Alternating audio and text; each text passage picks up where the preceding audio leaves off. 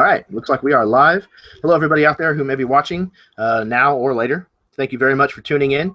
And tonight we're going to be running a game that is 5th edition Dungeons & Dragons. That is specifically a call to adventure game. A call to adventure is kind of an initiative that was started by Drake and Jake in the Absolute tabletop community to kind of get people who are either new to online playing, new to the system that you're playing, or at least new to playing under you. Some of the people that are playing tonight with me qualify for that. Some do not. But we needed some a party size that was manageable. And so we have a fine group of people gathered tonight. Welcome to the Erasmus Expeditions. This is a newly minted channel. It's been around for a little while, but I've just changed the name about a week or so ago, give or take. Yeah, so the game tonight is going to be set in a homebrew world of mine called Dowrenland. It's kind of a mixture of Wonderland and Oz with a whole bunch of warped, fantasy kind of laid over the top of it. So just for clarification purposes, tonight for the game, these characters are not actually starting out in Dowrenland, but if everything goes correctly, before the end of it, they will find themselves there. We'll just have to see how that goes. Yeah, so that's me. I'm going to go ahead and hand it off to my players so that they can get their own introductions in. And first, we will start with Connor. Connor Davies. Yeah, I'm Connor Davies. I am the better Connor of the two. Don't confuse us. I'm a nobody. I don't have a channel or anything. I just like playing D&D. My character is Brunus. He is a dragonborn that hates how he looks. And so he's doing anything in his power to look normal and be beautiful. And headed off to the next person, who is someone that Jeremy will queue up. Absolutely. And Dave. Thank you, Connor. Hey, folks. I'm Dave from channel Mornblade Gaming. And tonight I'm going to be playing Severine Gibbeau. He is an older fellow and has a friend named Dempsey that typically hangs out with him. Outwardly looks like a raven, but we'll find out maybe who exactly that is. Looking forward to playing with these folks tonight, and on to the next individual. Absolutely. And to Connor number 2. Hi, just like the first Connor, I'm also a nobody. I'm going to be playing Scratch. I'm not sure if it changed on the overlay, but it's supposed to be Mauricio. He's going to be a tabaxi swashbuckler. He makes people think he's crazy so that they don't blame him for the stuff that goes wrong in their lives. Because how would a crazy person tie your shoelaces together in the middle of the night when you're sleeping right next to them? So the next person is going to be somebody who Jeremy queues up. Go. Absolutely. Thank you very much. Next up is Megan.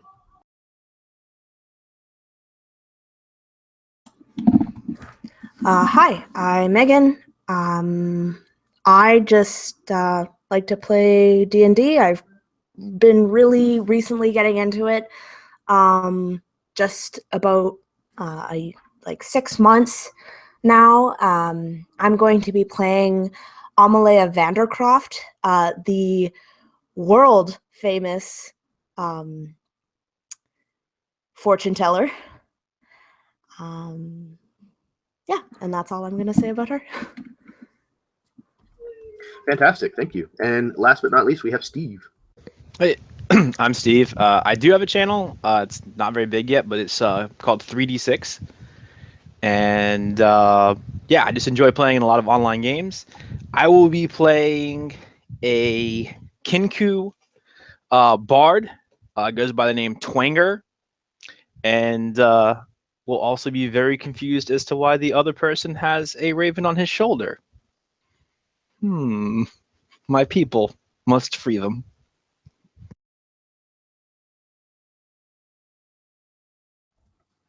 Excellent.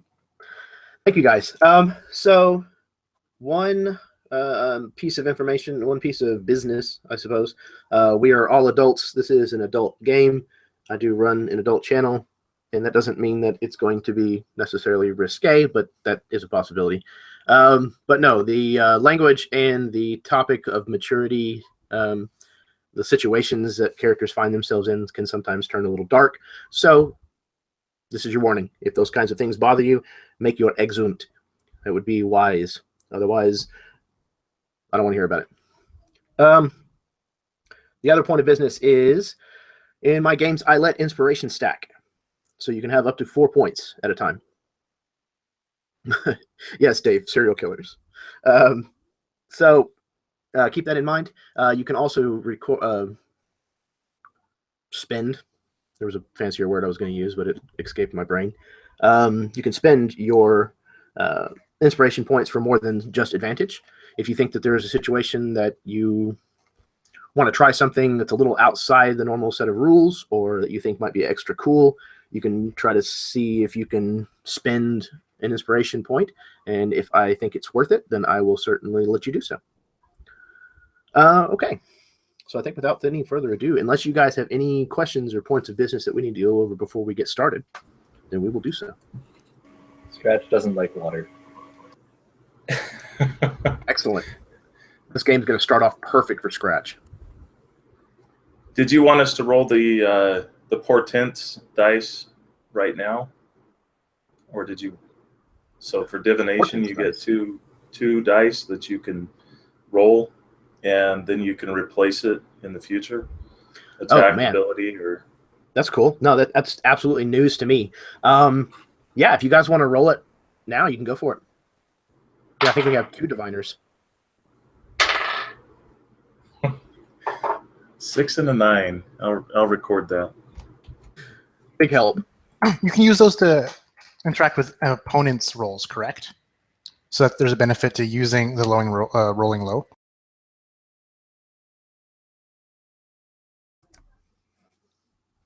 I don't know. I've never heard that. I like the idea of it, though. Why not? Yeah, it looks like when you finish a long rest, record the numbers rolled. You can replace any attack roll, says any, saving throw or ability check with one of these rolls. So I would imagine that I could help my party or hinder my party or hinder my enemies. So yeah, I don't know how to interpret that as far as like the way the rules is written, but for this game at least, I'm perfectly cool with it working that way. Cool. All right, well, if you guys are ready, then we will get this underway.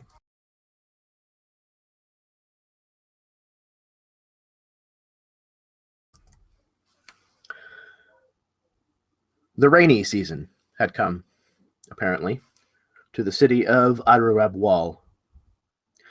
You had been told that the town was so named because of the remains of a wall just outside of the city proper that was left from another time, when the land was ravaged by warring nations. It lay mostly in ruins now, and it was said that the stones of the wall fell from their settings almost as often as the rain fell from the sky. Your merry band had arrived just 2 weeks ago, traveling south to find a more temperate clime in which to winter. Naturally, the frequent rains have now all but washed out the roads coming in and out of Irrorab Wall, and have led to no small amount of boredom.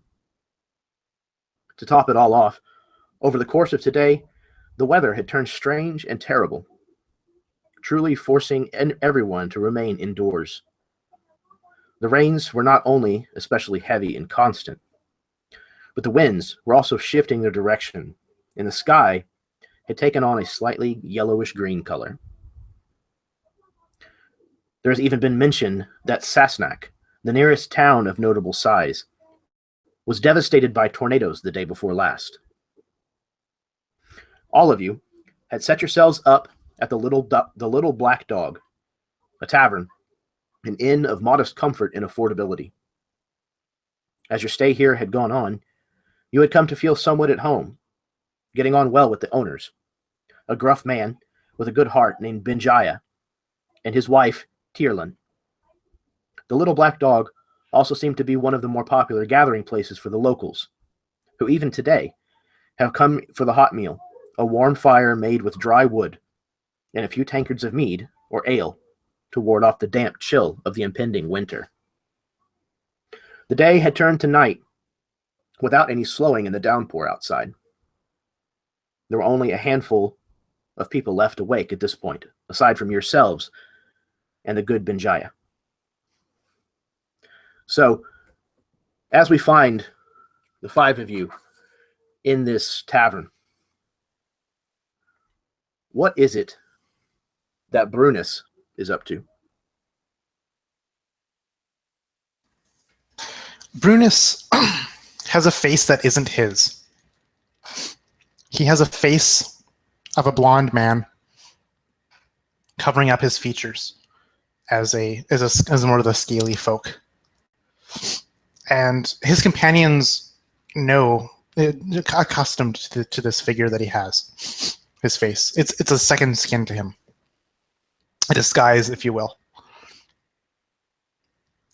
And he'd be pretending to enjoy himself, making small talk, making banter with the patrons at this tavern, commenting on the weather and such. Just trying to be a charismatic person who he knows he really isn't.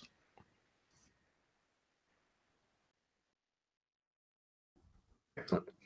And Severine.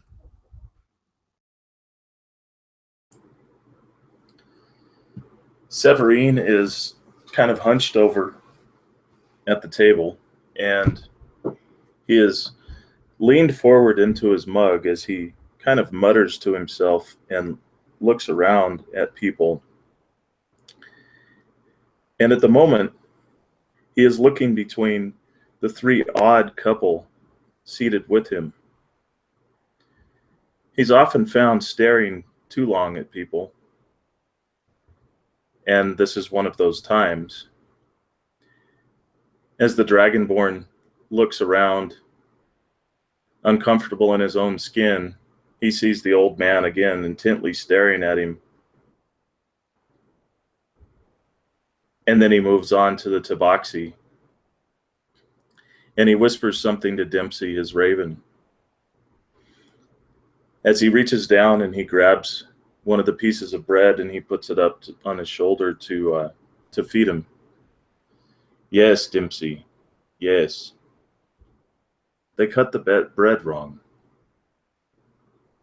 That is a bad omen. The young lady should know.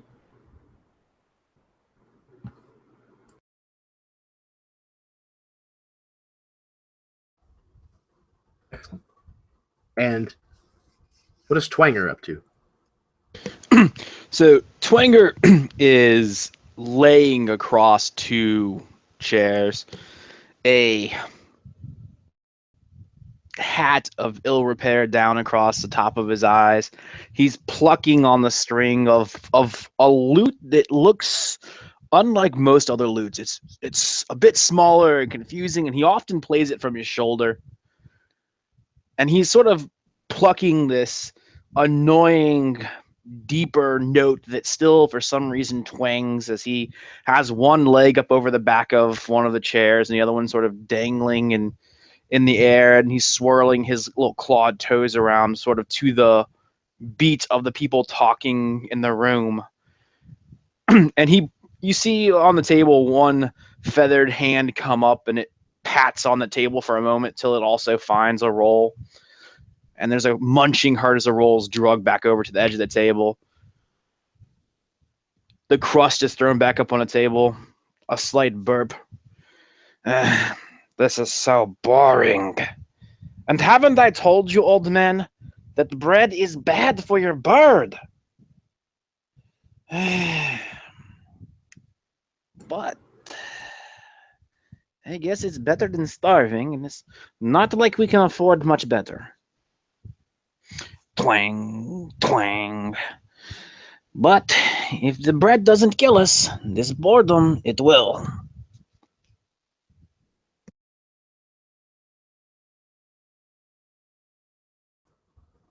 Excellent. And Amalia.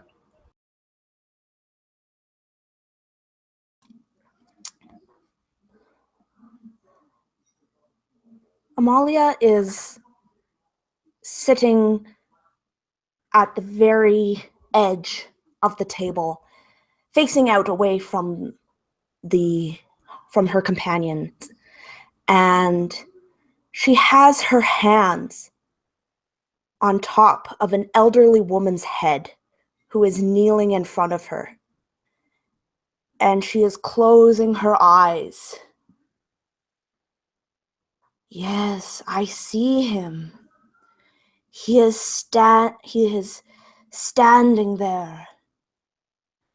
Yes, he does miss you. Yes. And the woman is filled with such hope in her eyes. And then Amalia continues and she says, yes, Fluffy will see you in the afterlife. You two will be united once again.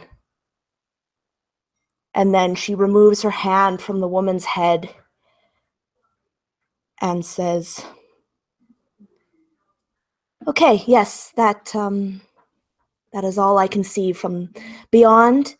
I accept many forms of payment, trade, just straight coins. And so she starts talking to this woman again in her normal voice. I imagine that the woman scrapes together some copper pieces, probably way too many copper pieces, probably a fistful or more, in order to pay you, thanking you profusely, and kind of wiping at her nose and dabbing at her eyes with a kind of old worn handkerchief as she leaves the little black dog. Yeah, and I think that Amalia would just take the coins, not even counting them out, and just kind of put them into her purse that she has. And with a smile that doesn't quite reach her eyes, thanks the woman again, and then turns back to her companions. And what about Scratch? So Scratch will be, well, firstly, he'll have whatever clothes that got soaked in the rain hanging as close to the fire as he possibly can, so that the wetness doesn't continue on him even after he gets out of the rain. And he'll just look around the table and shake his head. His fur is black right now, which his companions would know he's in his sane form of mind. And he'd look at Amalia and say, how many more times are you going to pull that same old trick? I'm not fooled by what you do. Nobody fools me. No one. And Amalia would look at him with just the shock in her eyes, and just her eyes are like, I don't know what you mean. I'm just finding this woman peace. I'm sure you've seen that by now, the amount of people that I've just given peace of mind. He's saying you told him bullshit.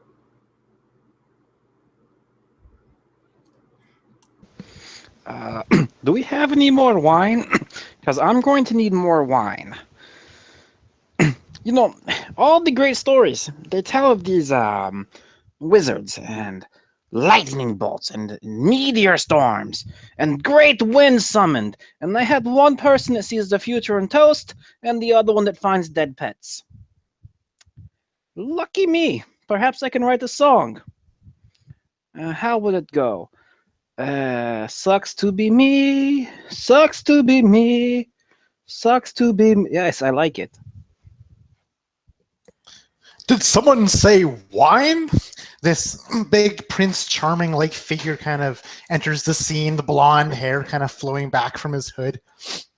And just, holding like the pints of wine. Here, wine for you and wine for you. Kind of just handing the wine out to as Brunus approaches his companions. This persona he's putting on. Here, my furry friend. Here, have some wine. Oh, and my short and stout, lovely fortune teller. Oh, and the wizard with his pet raven, and the raven with the pet wizard. Here you go. Drink up, everyone. It's going to be a long night. So I immediately sit up and cut my eyes over at the wizard. So, are you killing him or am I? I believe he was bringing us chicken. I said chicken. Oh, you asked for chicken. I thought I heard wine. Wine does not sound like chicken. He kind of like scratches his ears with the pinky. Did someone say chicken? Well, both, preferably. Perhaps. I will go fetch some chicken. I will be right back. He kind of just like the next time you put on a face, you could put on one with better ears. I'm sorry, I did not catch that. I'm choosing not to. As he kind of strolls away and approaches the innkeeper, bartender, cook person, and kind of just tries to get some chicken roast or something. Yeah, Benjaya is kind of putting the final touches on things, kind of closing up shop. Again, it's probably approaching the middle of night now. Most everyone else has already excused themselves from the inn for the night. His wife and young daughter have already turned in, as they're typically the ones who kind of help out as well in this establishment. And he's just kind of staying awake late to kind of tend to your needs. And yeah, there's some leftover chicken that has already roasted, and he offers to basically warm it for you if you are still interested in doing that so. Would be lovely. I would love to have some chicken scraps. I'm sure we're not being too much of a bother here, keeping you from tucking into bed. Here's the tip for the good service. Kind of just throwing handfuls of change. He says, "Thank you, my lord. Yes, I plan on turning in just as soon as your chicken is warmed, sir. Oh, thank you. You're very gracious. I'll be available again once the morning comes." Swell, very swell. Have yourself a good night when you do have yourself a good night. Yes, sir. Thank you, sir. And don't call me sir. That's it's a little bit too high status for me. I prefer if you just were to call me Brunus. Very well, sir. Brunus, sir. I mean, Brunus. Yes, sir. Thank you. How's that chicken coming along, sir? It's just now warm, sir. Brunus.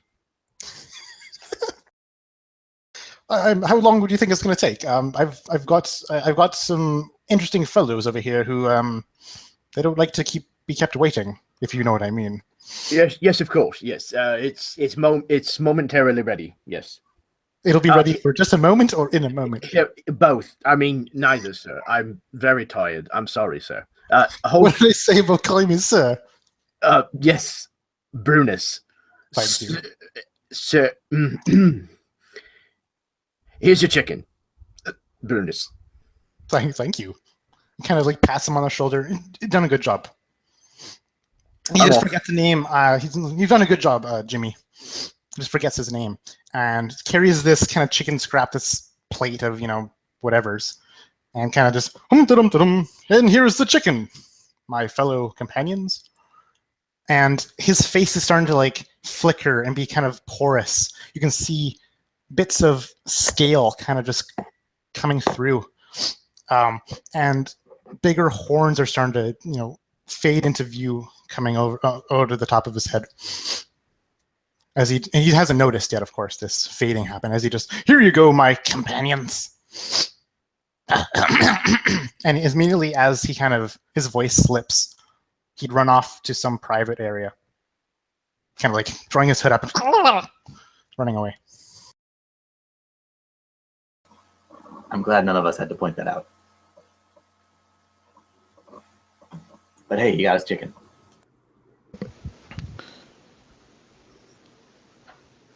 So, I wonder how close this comes to cannibalism. As I just sort of pop a piece of chicken into my mouth. You know, I think that's why there are not chicken people. Because then every establishment would be serving, well, people. And not in like the serving people. You know what I mean? Cat got your tongue? If it does, I'll stab him. No, my hands are right here. They are not in anyone's mouth. That's disgusting. Why are we putting hands into people's mouth? Brunus return. Oh, he's back. His flowing blonde hair. It's a little bit longer. The face is a little different this time. Kind of just pulls his chair up. How's that chicken? Is this Act 2? Don't encourage him. Don't encourage him. I'm sorry, I do not know what you mean.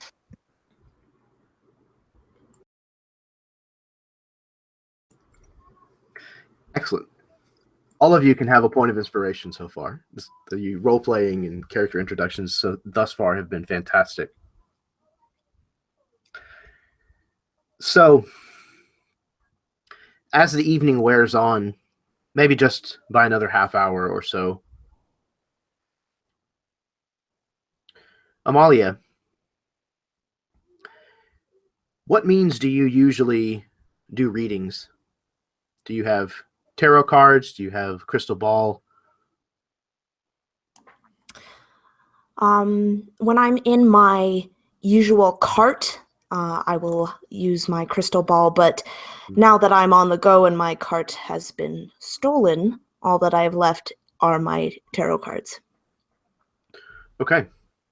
Excellent. So you feel an urge that's probably familiar. It's probably one that you have had before. And it's not the doing a reading for money. You feel the urge to read and to read now. And it's kind of overpowering.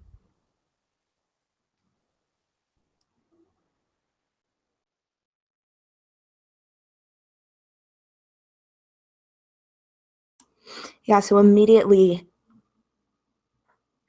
out of shock, almost like surprise, Amalia would just move everything out of the way that was in front of her. You know, if Brunus had put some chicken in front of her, she would just kind of smash it out of the way, kind of thing, and just reach into her pocket and get out these extremely old, tattered cards. And on the back of them they all look to be hand painted on this thin balsa wood almost. And on the back is a crest. And she would just start flipping them in front of her almost by compulsion. Like she doesn't look like she's methodically doing this, but it looks like her hand is controlling her more than her brain is as she flips the cards over onto the table. Absolutely. And when the final card is laid and Amalia looks down at this reading, there is a message that is clear. And I think for a moment, Amalia might be kind of caught up in what she sees and doesn't realize it. But the other four of you hear Amalia speak in a voice that's not her own. She says, "Amid the blackest day, you will see the whitest of men. Let his path show you the way which you do not see.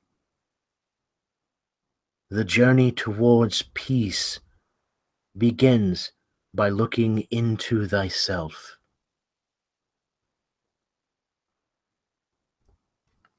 And then she's brought back into this moment.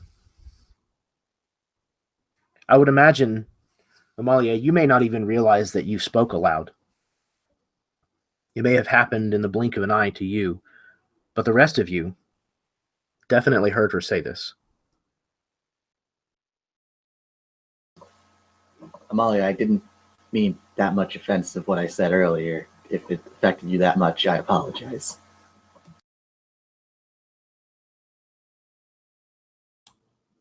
Amalia would just put her hands to her temples, and she looks as confused and almost frightened as some of you probably feel, even though she is unaware that she had spoke aloud, just this feeling, this urge.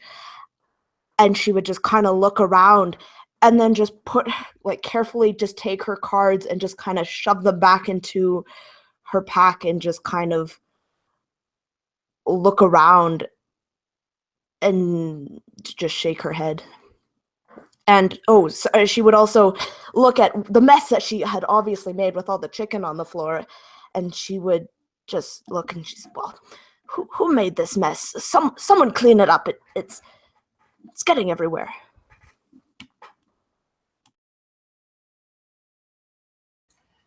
You heard her. Someone clean this mess up.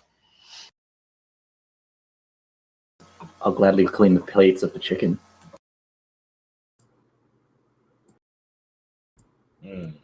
That's half the battle.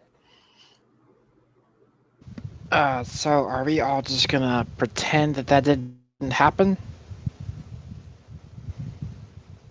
Have you not heard that happen to you before? Kind of playing this off like it's a regular thing.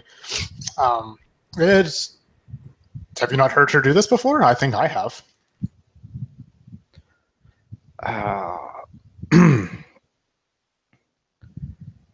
Yeah. And so I'll look over at the other wizard. Does that happen to you and your toast? Only when it's burnt.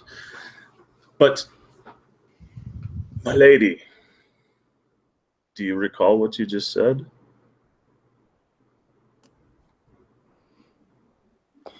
And she would look at the wizard and she would say, "No, I didn't say anything. That's preposterous. I would have known. I have such control over my powers. I would have known what I had said if I had said anything." Don't be such a little girl. He's looking at her in the eyes, sort of leaning forward. You know what I'm talking about. You channeled.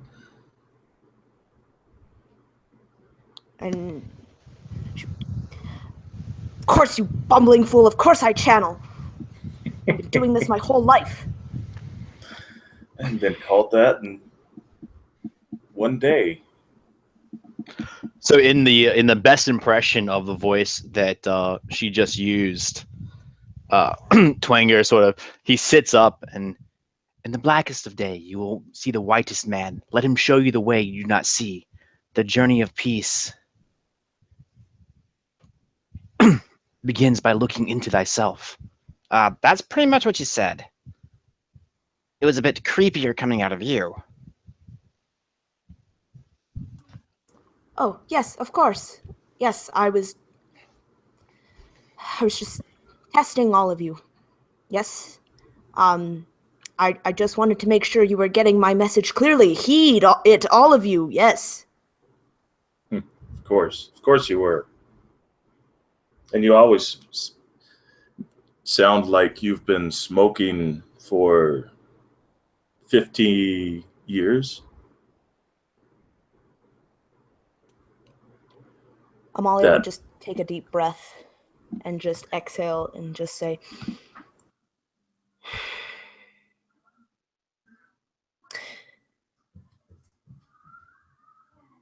and then she would just be silent at this point, I think, just taking a deep breath and a sigh and just refusing to meet any of the gazes of her companions.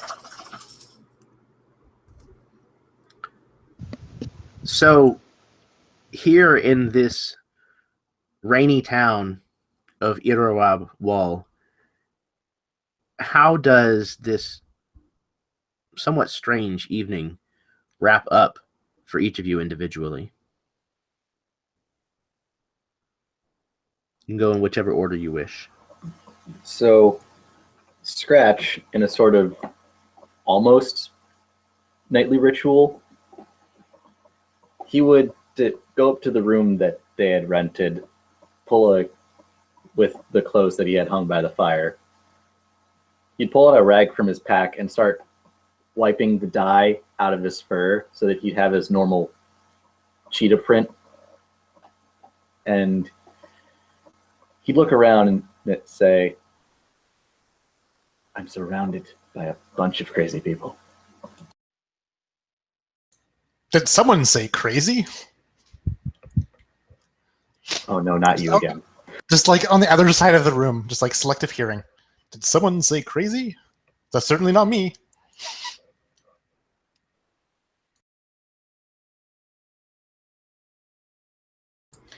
I would imagine that Severin is probably one of the first to start making his way up to the room, holding his back and talking quietly to Dempsey as he's making his way over there. And he throws a glance over at as who he calls the fowl. Don't eat all the toast. I'll do what I want. Yeah. As he laughs, as he starts making his way to the place of rest. Yeah, and Severin finds his room again without any trouble. I would imagine it's probably one of the first at the top of the stairs, probably by request, to keep him from having to go any further than he has to.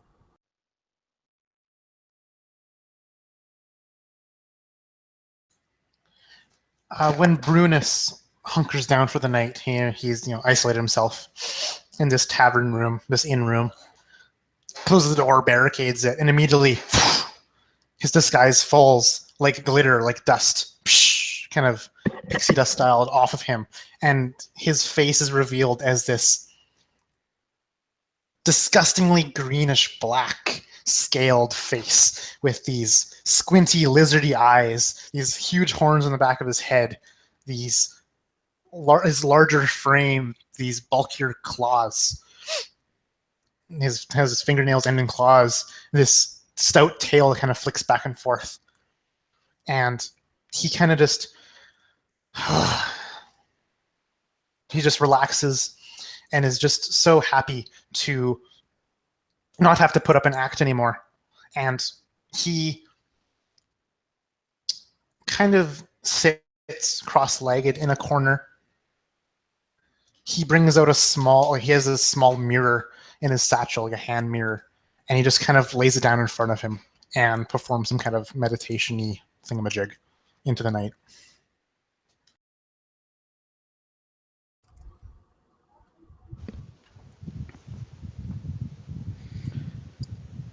Amalia would be the last to head upstairs. And she is just looking at the space where she had flipped over the tarot cards. And she just puts her palm on the table to feel for something, anything that would suggest this wasn't real, but the table seems like a table. And just with a slight shake of her head, slowly get up and trudge to her bed. So as she's walking away, finishing the last bit of wine that's in his glass, Twanger calls after you. Hey, don't worry about it. You're still not as crazy as a cat. And she would cast him a sideways glance, and she doesn't make any noise, but from the vibration of her shoulders, you can see that she's kind of laughing a little bit and just kind of looks up and shakes her head and continues on.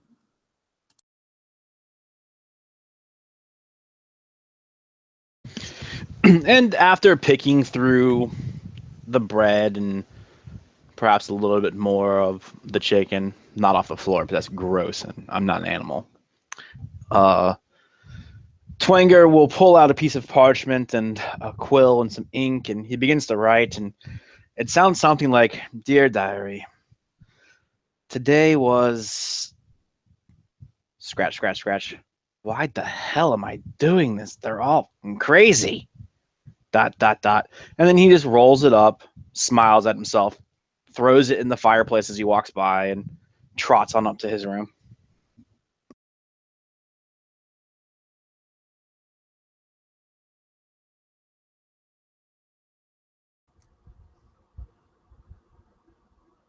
And Scratch, did you already head to bed? You were saying something about changing your spots, I believe. Yeah, I was washing the dye out of the... Excellent. Scratch was washing the dye out of his fur to reveal like his actual fur, which was a cheetah pattern, which Perfect. like he normally has on when he's in this crazy mindset. Perfect. Okay. And with that, sleep comes to all of you. Some of you maybe sooner rather than later. And eventually,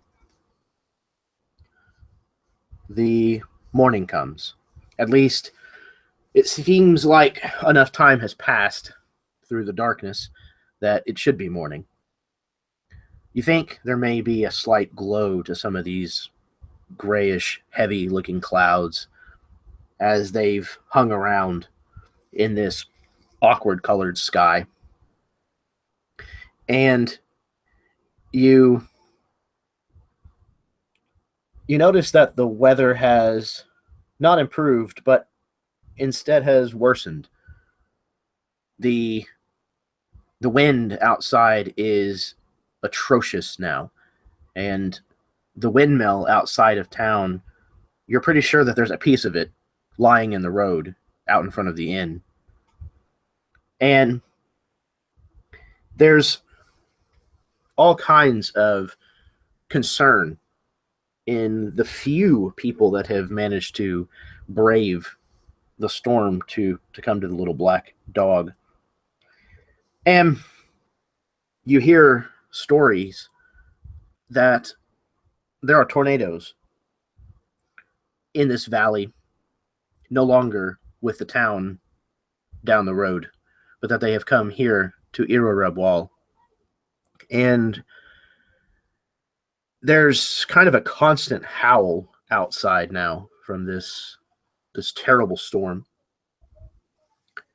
And as the morning has found you, maybe a little hunkered down inside of this small little tavern, what are you guys up to in the morning here?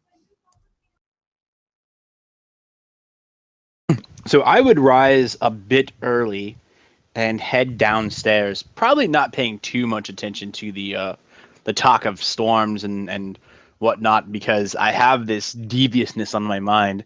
And I go and find whoever's preparing the morning meals and remind them, of course, that our aged wizard friend enjoys his toast well done. And I kind of say that with like a glint in my eye and pass the keep there a silver coin and wink at him. He wants it well done. And poor Tierlin, Benjaya's wife, graciously takes the coin and says, I wish he would have told me that yesterday. I would have done it for him then. But it's good to know. I always like to please my customers. And she kind of winks at you. Yeah, in fact, you know what would please him so much? If somehow, maybe you could toast it with a spoon on it or a coin or something so that there was almost like a design put on the toast where the fire didn't quite get to it, kind of like branding the bread. He loves artwork in his breakfast. She looks very confused at you, with her brow kind of furrowed, as if she's struggling to understand exactly what you've just told her, and she just kind of nods slowly in your direction. Yes, sir. Of course. I will do everything within my power. Thank you.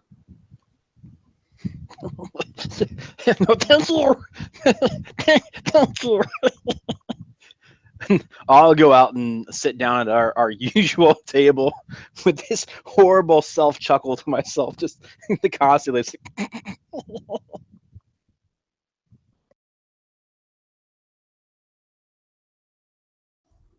Anyone else?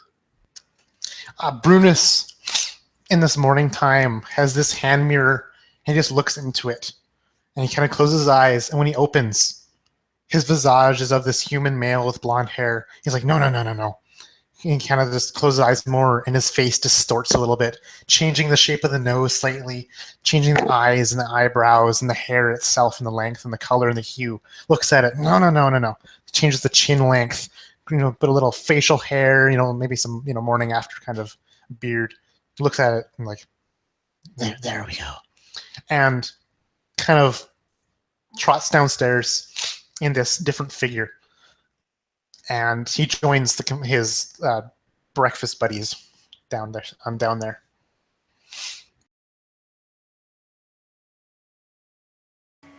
Oh, it seems like the early bird has gotten the breakfast, hasn't it? I will give you one more time with that joke. One more time. Isn't that what you said last time? Isn't that what you said last time?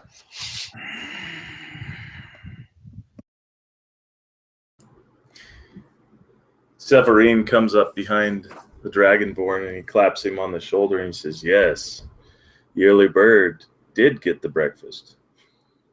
You were right. Huh. I thank you for your just your understanding of my lovely jokes. As he walks forward and sits down next to the bird, uncomfortably close.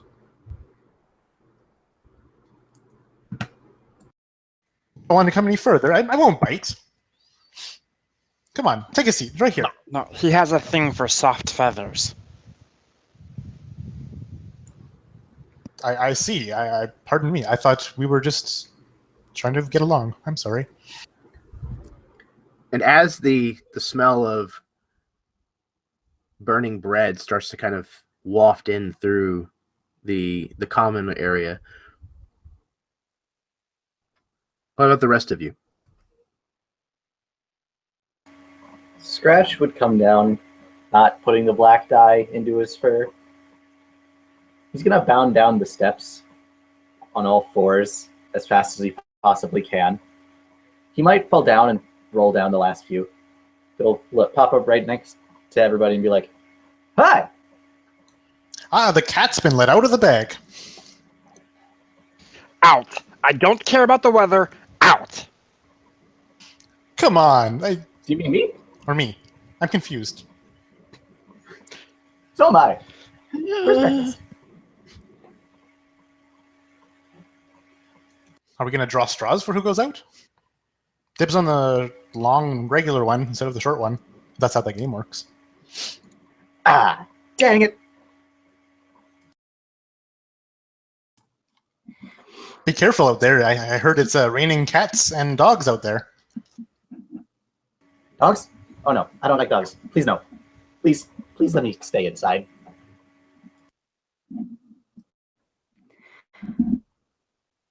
Amalia would be the last to come down, and she would have her head high as she comes up to the table and sits down and immediately puts her hands on the table, and she says, yes, I feel the weather today. It's going to be sunny with some clouds. Yes, I see it. Good day for travel. Yes. And she would open her eyes and kind of smile to herself and then look back around at the group. Ha! Good weather, and I'm a dragonborn.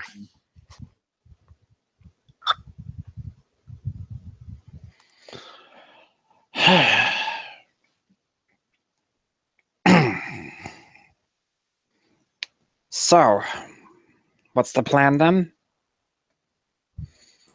Do I still have to go outside? I quit.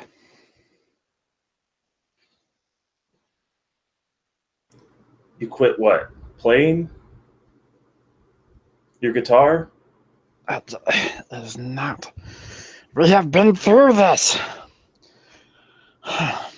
Amateurs. I'm surrounded by amateurs. Breakfast. It comes. How did you master the juice harp while you were in training too? I was wondering how you did that with your, with the beak. Don't they teach you that? And at this point, a very, very proud-looking Tyrlin approaches your table and sets down 2, 3, and then a 4th plate of immaculate-looking breakfast. Bread, bacon, sausage. Very hearty, warm, rib-sticking kind of meal. And then she sets down the 5th plate. The 5th plate she sets down in front of Severine. A plate of black food. Except for his bread, which has a single stamp in the middle, a circle of less burned. It looks like a coin. She very, very triumphantly sets this plate down in front of Severine and curtsies deeply. She says, "There you are, my lord. Just like you like it." She smiles widely. Thanks for the food, Tammy. I really appreciate it. Thank you. And the Scratch would give her a big hug. Amalia would look at the toast with the figure on the front and just, that must be an omen. Oh yes, I'm feeling the vibes that it's giving me, the shape, the texture of it. No, dear. Wait, no, this is his toast. That's his toast. No, dear. That's just the king. You see, it's got his likeness. I think. It's about this time that you actually hear this. Severin just kind of leans. He's leaning forward and he says, "Excuse me. It must have been the fowl from last night." Tyroline, Yes. Is this what passes for food in this town? I'm sorry, sir. I was told you liked it this way. You see. Well, I have eaten worse, but I will not pay for this meal. Oh, I see. Yes. I'm sorry, sir. Clearly I was misinformed. She kind of seems to be getting choked up. It needs to be the bread, and he picks it up and he hands it to her. Needs to be cooked all the way through, like a piece of charcoal. Oh, forgive No me. symbols on it. Yes, sir. Of course. I will correct this mistake right away. She kind of wraps it in, a part of her cloth apron and scuttles away quickly. And it's about that time he picks up a piece of the burnt, like, eggs. And he's looking over at the Kenku and said, I think I got your plate. Just a hunch. I am looking at you so crestfallen right now. Just like all the joy has left my life. Yeah, maybe. Oh, God. Hmm. These are raven eggs, right? These are raven eggs. Your eyes feel baked up. He actually starts eating the food and starts feeding a little bit to the raven on his shoulder.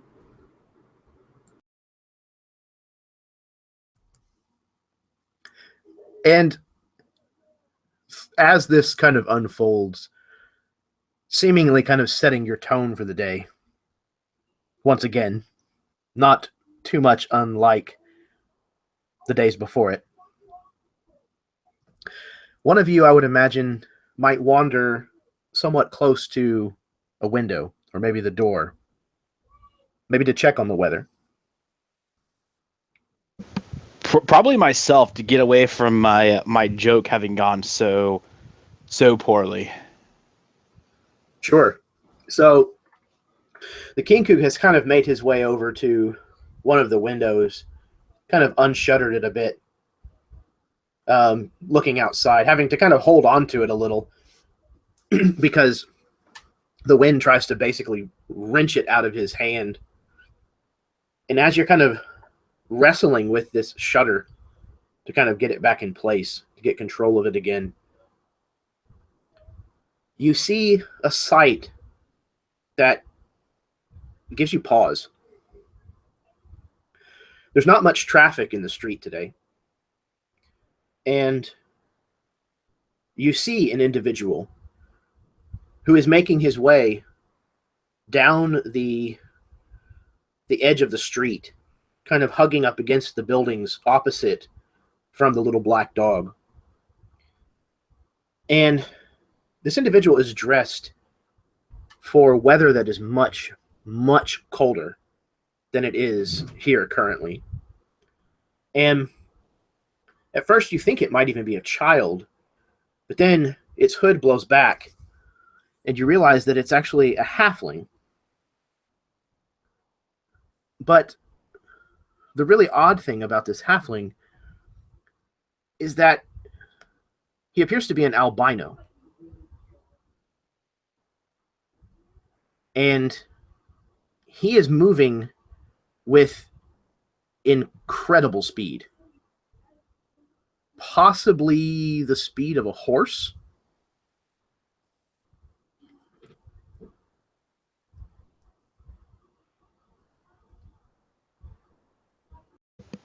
Wow, you don't see that every day. Did you say something? I'll probably regret it. So I'll come back over to the table. All right. As much as it sounds like it, this is not a joke. I just saw a hooded albino halfling. I can't even get through it. It sounds like a joke. A hooded albino halfling running down the street faster than a horse. Hey, I got a joke for you all. Why did the albino hooded halfling cross the road? To pick up your dead body. So, wait, no one else is impressed by this? Actually, Severine bursts out laughing at that. He's just as he's wheezing at the laughter. You have to admit that was good. That was a good one. I bet you there's the Easter bunnies out there too. There is not enough hate in the entire world for you. Guys, albino, white guy, dark day, outside, the cards, the incoherent babbling, and I kind of point at the young lady wizard. I mean, the fortune teller. Whatever. I thought that was just a card game. Wasn't that just a card game? You.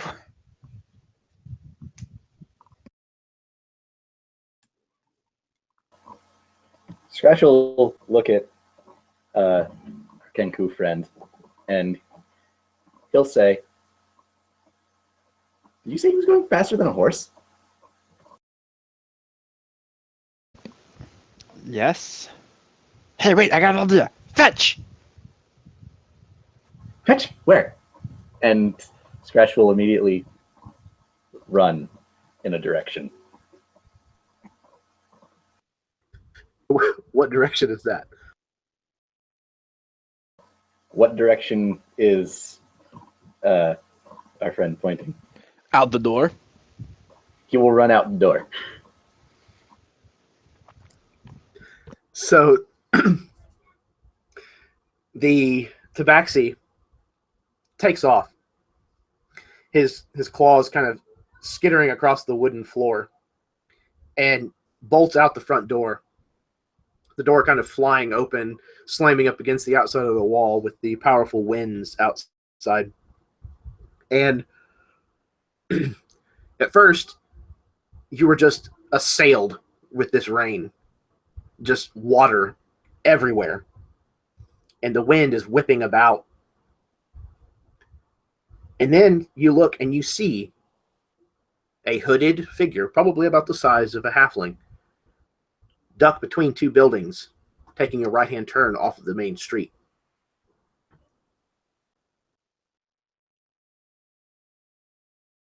I will proceed to follow them. And as Scratch does so, what are the rest of you doing? Where did he go? Oh, Twanger, that's a bad omen. You don't split the party.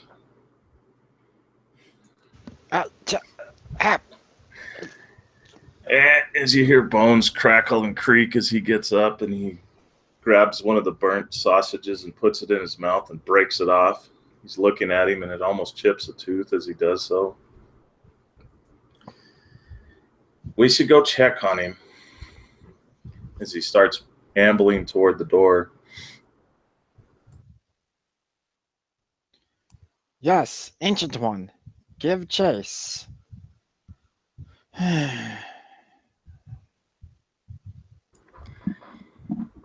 find it very amusing that my kind with our short, stubby little legs could run that fast. I think I must see this. And so she would hop off the chair and kind of start over to the doorway. I'll follow after. Well, on the bright side, at least one of your fortunes came true. Perhaps this means that it will be a sunny day after all. And she would say, well, of course it's a sunny day. All my predictions are correct, as she throws open the door and it's like storming out. She says, well, it's a matter of perspective. And she slams the door as she walks out. Perspective.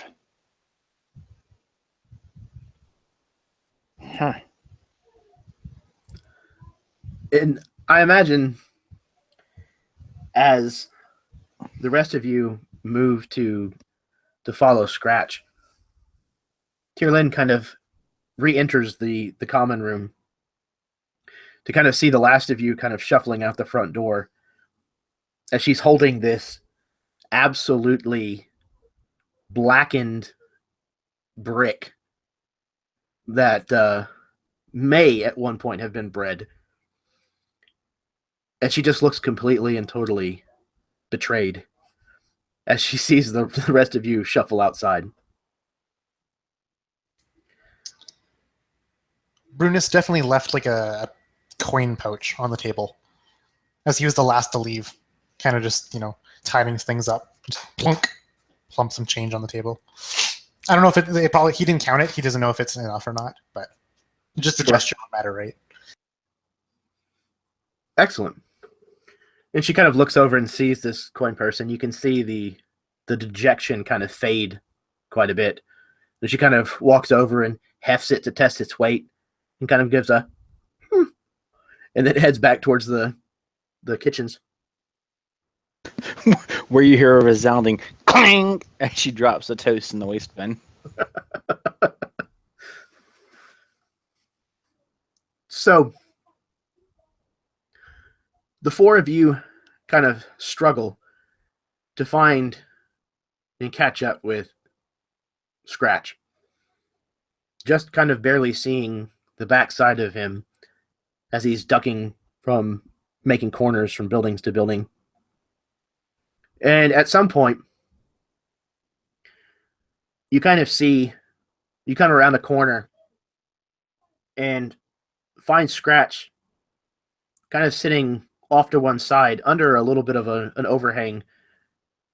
And it looks like he's toying with a mouse, which allows the four of you to catch up to him.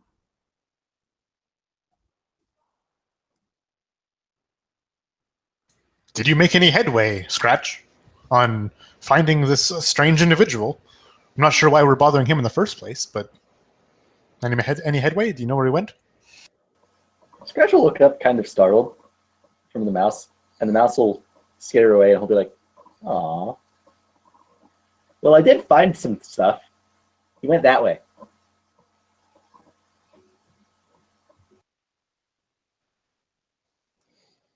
He went that way.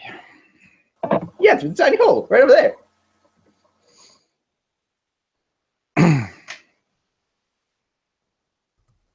Looking in the direction that Scratch is pointing, you can see the wall that is the namesake of this town.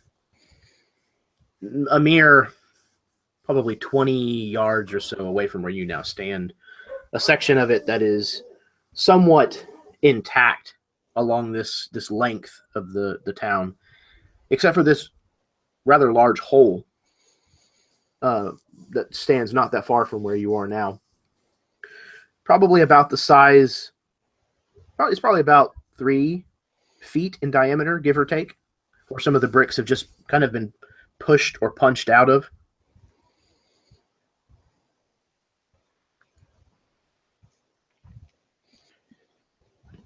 Do you want me to go fetch him? I looked at everybody else. So,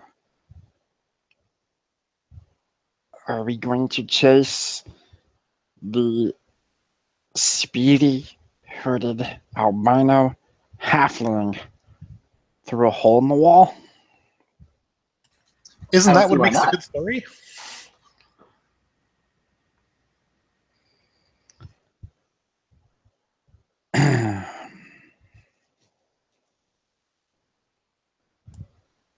And Amalea would go to the hole and kind of size it up and look at herself, and she says, "Oh, I could probably fit through there."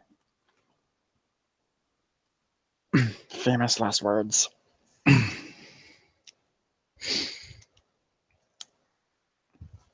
Well then, by all means, I'm going to regret this, but lead on.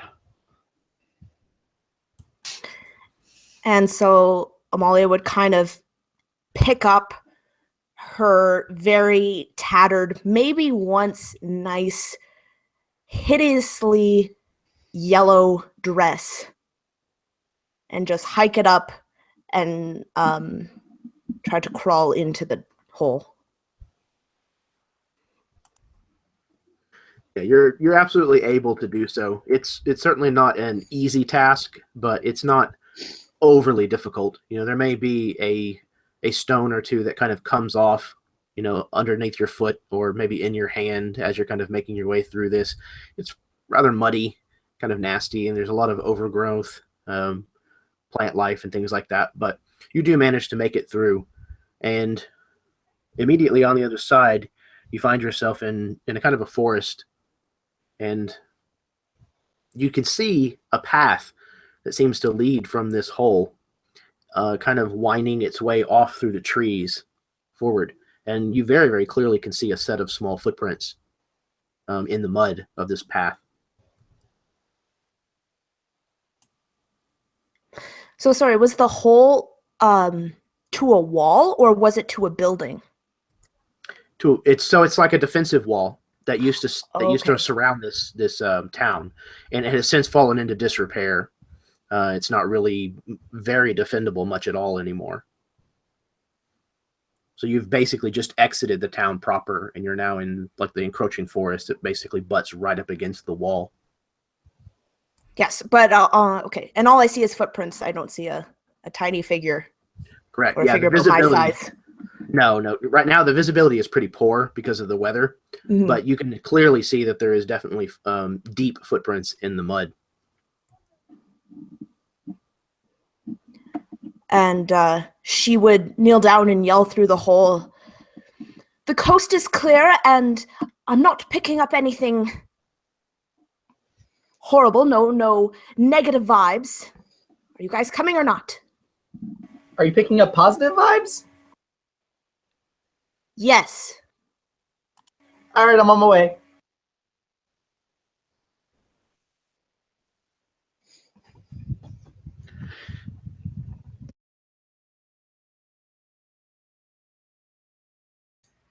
Brunus is kind of like sizing up this wall in the hole. He kind of looks down like a puddle, kind of adjusts his hair, adjusts the part a little bit of his blonde hair. He looks up, he's like, I cannot fit through there. My form is too large and brawny and strong to fit through that small hole. And he's kind of looking for another way, maybe, how far away is a gate or something from this hole in the wall? So as Brunus is kind of looking around, he kind of notices the clouds kind of back behind them, more over the part of the city that they've kind of come from. They're strange. They're acting strangely. The bottoms of them are beginning to kind of drop, and then start to kind of form into almost like the shape of a funnel. He would kind of gesture up in the clouds, like, those clouds don't look like clouds anymore. What do you make of this, wizard pal? That's a tornado. Ah, is it? I'm not from around here. I'm from a town a little bit to the south, and we don't get tornadoes there because I don't know. Weather. Hurry. Clear the way. And he starts pushing you down into the hole. It's just like, a cork in a bottle that's, way too small for it. It's like, Swinger, give me a hand. Just curious, can we push him through? So I don't know, like he's like a 6'5", like 250, 300-pound guy at this point. So he's big, and this hole is, big enough for the halfling to get through. I don't know if I'm actually able to get through sheer force without making the hole bigger. You think that you might be able to get him through, but it's definitely going to take some elbow grease. I can't fit. Do you want to give me a hand with loosening these bricks, perhaps? Maybe we should head back into the cover of the tavern? I don't want to leave our companions on the other side of this wall, however. About that time, a large wagon crashes through one of the smaller buildings, a couple of maybe 100 yards away or so from you. Just completely just smashes straight through the roof.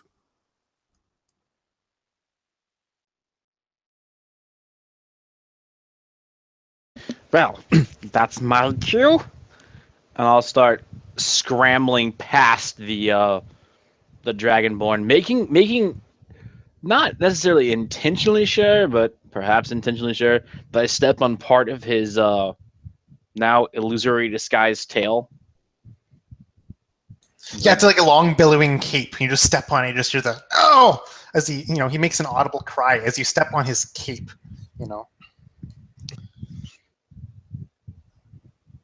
Perfect. So Yeah, you're great. you're able to pull some of these bricks loose and kind of widen this hole enough that you're able to squeeze your way kind of around Brunus. And Brunus, now once he gets past you, you're finding it a little bit easier to kind of maneuver through the hole here.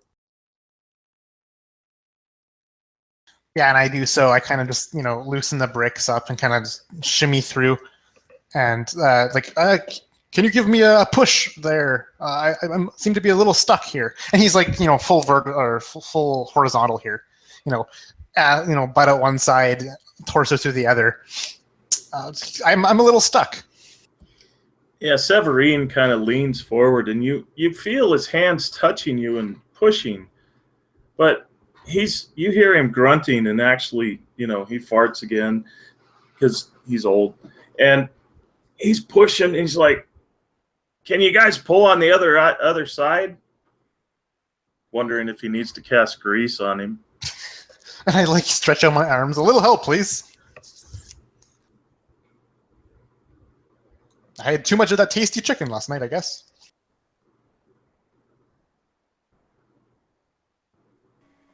Anyone help? A little assistance, please. Anyone? So, because of how Scratch is when he's in this mindset, he probably just chased after the footprints. So he's probably gone by now.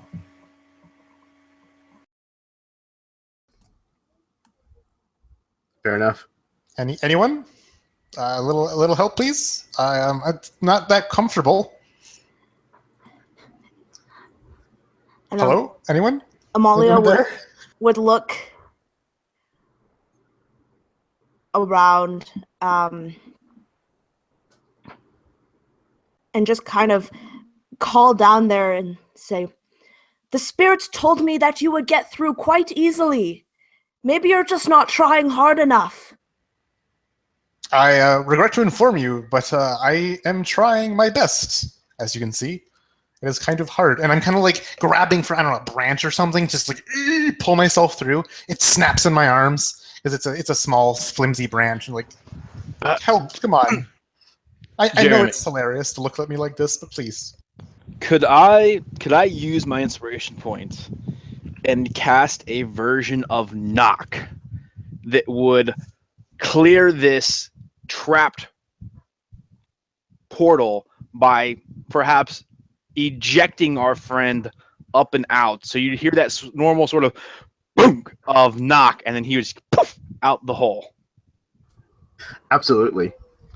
So I begin to do that. So you hear these this sort of faint music as Twanger begins to pull his bowstring across the violin, and then he interrupts it with this series of ting ting ting ting ting ting ting ting ting ting ting ting on the strings, and finally a last pluck, and you see this color emanate from him that is a mixture of yellow and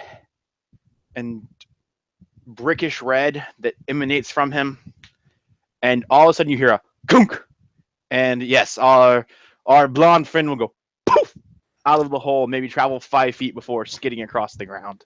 Ow, my rump! And I just cannonball out of the hole in the wall, and just Severine was still holding on to his ankles when that happened, so he actually comes hitting his head through the wall as he comes through, and you see kind of his forehead kind of reddened, and he's flying through, and you see him rolling and tumbling as the raven goes flying up into the air, and he kind of lays there on his back, and he says, "I think I'm dead." So worth it. So worth it. oh, my rump! As I'm just in the muddy ground, just mud just smeared all across my face, and body is and as the mud, as I kind of wipe away the mud, I'm also wiping away my face, and underneath the scales show up of my lizard face, so I'm half lizard, half blonde guy, like Scarface or Two-Face style, and I just look around, not noticing that I'm, two-faced. Well, that was quite something. At this, Amalia would raise up her hands and close her eyes, and she said, "Yes, thank you, spirits. See, I told you that they would come through." Those spirits sure pack a punch, don't they? Yes, they are very powerful. And she would close her eyes and just, like as a silent prayer, thank you to these spirits.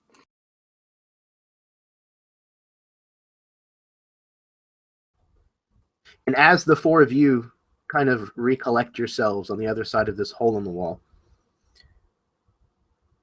Scratch, you have taken off after the footprints in this little mud, this little trail that leads away from the wall deeper into the woods outside.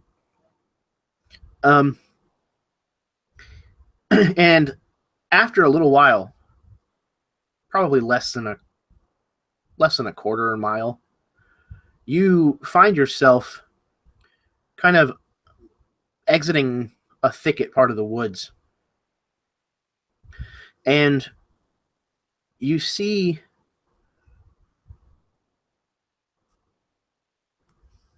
what looks like an old manor house, dilapidated and definitely having seen better days. It looks like somebody had just picked it up and dropped it in the middle of the forest. You can see remnants of what looks like it may have been at one time a wrought iron fence, but most of it is fallen over or rusted to the point of not being substantial. There's pieces of this that have clearly fallen in or fallen off, but largely it still kind of seems to be mostly intact. And behind you, you hear a sound coming back from the town, the city, that can only really be described as a roar. I'm sure your character has probably heard of dragons before, and I imagine it might be kind of what Scratch might picture that a dragon's roar sounds like. As you kind of turn and see that this cloud that has become the shape of a funnel looks to be feeding itself on the town of Irrorab Wall.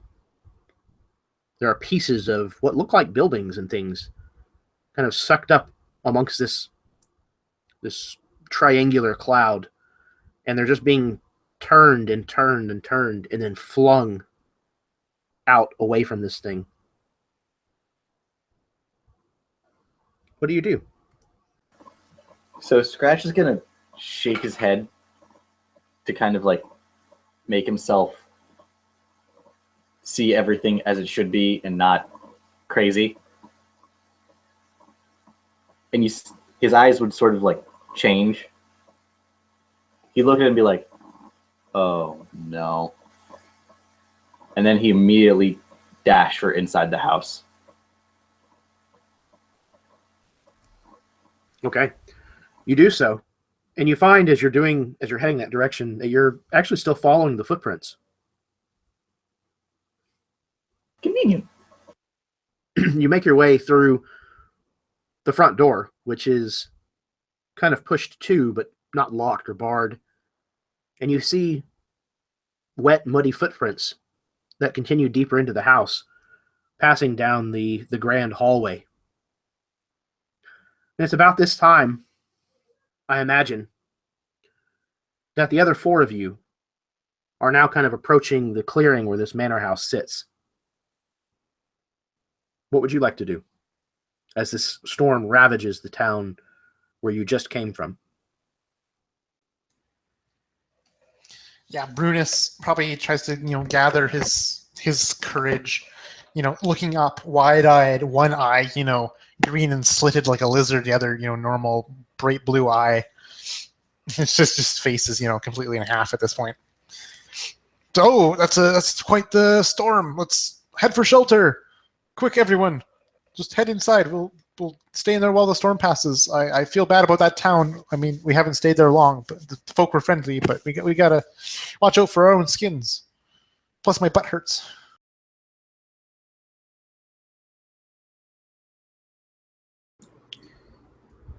Yes, we should avoid this weather as Severine starts moving towards it.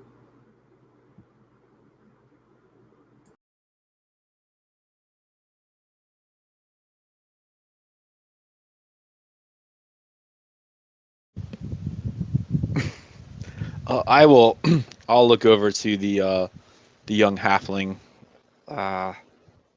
Well, this way or that. I'm going this way, and if you don't go, I mean, well, what do your spirits say about being hurled around in a giant funnel of wind and brick and people parts? She would look quickly back as if she was just seeing the tornado for the or this funnel cloud for the first time, and she would just kind of look back and just quickly say, "Oh yes, the spirits think we should go inside as well," and just kind of hurry in, her short little legs like going twice as fast as they usually do, but only about like one stride of like a regular person's.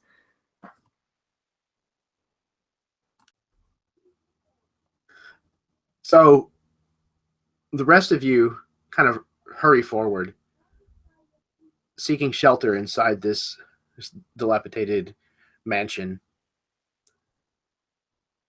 And I imagine that you come up probably just as you might see that Scratch, if Scratch in fact is continuing to follow these footprints, or perhaps maybe he's busied himself with one of the canvas coverings on the pieces of furniture that have been left here. And you find the same that Scratch had found. You see a halfling-sized set of footprints that are wet and muddy and run out across this kind of dusty floor covered with detritus. And they head down the grand hallway, and with purpose, it seems, head right towards the end and then turn left through a set of doors that stand wide open. The rest of the interior of this manor house is almost as bad as the outside. There were pieces of furniture that were certainly left behind. A lot of it has been ransacked, and the canvas coverings themselves have started to deteriorate and fall apart. There's leaves and twigs and nests of animals and animal excrement and things in the corners of some of the rooms. It's definitely been left this way for a long, long time. You can tell that the colors that were here were probably at one time vibrant and beautiful, and now they've kind of faded, almost kind of dulled in towards a almost more of a monotone gray color. Several of the windows are still shuttered, though the slats of the shutters are crammed full of more leaves and nests of birds and rodents. It looks like it was at some point a very grand house, but it looks like it has been a long, long time since it has been so. What would you like to do? With a few touch-ups, this place would be quite grand. Put a curtain there, dust off those blinds, move those furnitures around, get some new carpet in here. Quite a lovely house in its day. What do you think of the interior decor, Scratch? It's amusing. But as Amela said yesterday, follow the white man. We found the whitest man. Oh, right. You said there was a halfling. Isn't he here somewhere? Have you spotted him? I was too busy catching glimpses of myself in the mirror, and when he did so, he noticed how he was half and half, and he was like, "Oh," kind of like did some kind of weird magic, and it kind of spread this white, blonde face, and he fixed himself up, kind of like magically getting rid of the dirt on his clothes and the mud.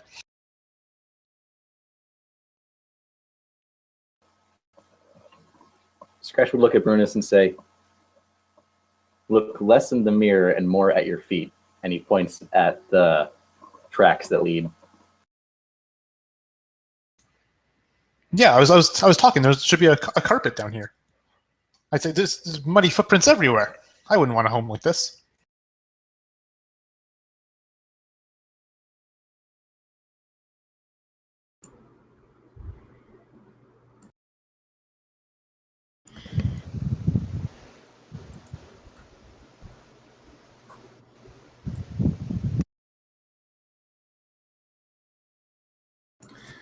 Severine just kind of shakes his head, and he begins walking forward, following the steps, counting them, and as he goes along. Come. We have no time to dilly-dally. Our future awaits. My grand death. Come on. Well, if that's the case. Hey, Jeremy, looking down at the footprints, the muddy prints, how far are they spread apart? Twinger would know that when you use magic to increase your speed, that you actually magically cross some of that distance. But if you were a halfling who was running that quickly, then his little footsteps would be closer together. So I'm just trying to see if I could gather from it if I could know it was magically enhanced or if we just have a really fast halfling. Your best estimation is that this is magically induced in some way.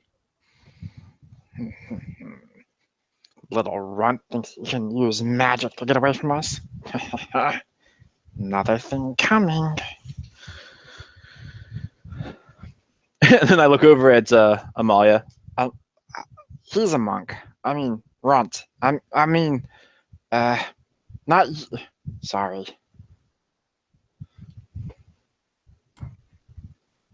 And Amalia would be like, I'm just going to pretend for both our sakes you didn't say that last word. You never say the R word in front of our kind. Runt?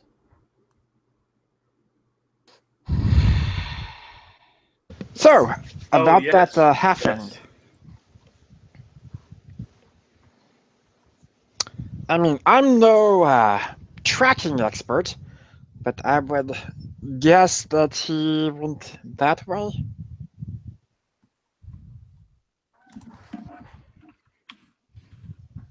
Yes, of course. Yes, you must be right. And he's kind of just like looking at the hallway mirror.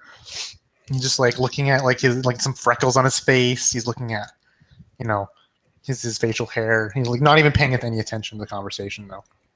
He's too engrossed in his own image. Yeah, and I imagine that Brunus might kind of be somewhat shocked for a moment as he notices this incredibly large, splotchy area that's like covering like the majority of his face before he shifts and realizes that it's actually just the terrible condition of this mirror instead of actually on his face. Yeah, I feel like he was like bubbling his skin to kind of cover up the splotchiness. Like, it's like he's thinking, why isn't it going away? And then he kind of like moves and realizes there's this huge smear and dust on the mirror. And he would like take the cuff of his sleeve and kind of just like kind of polish the mirror to get it clean, so he can actually get a better view of his own face.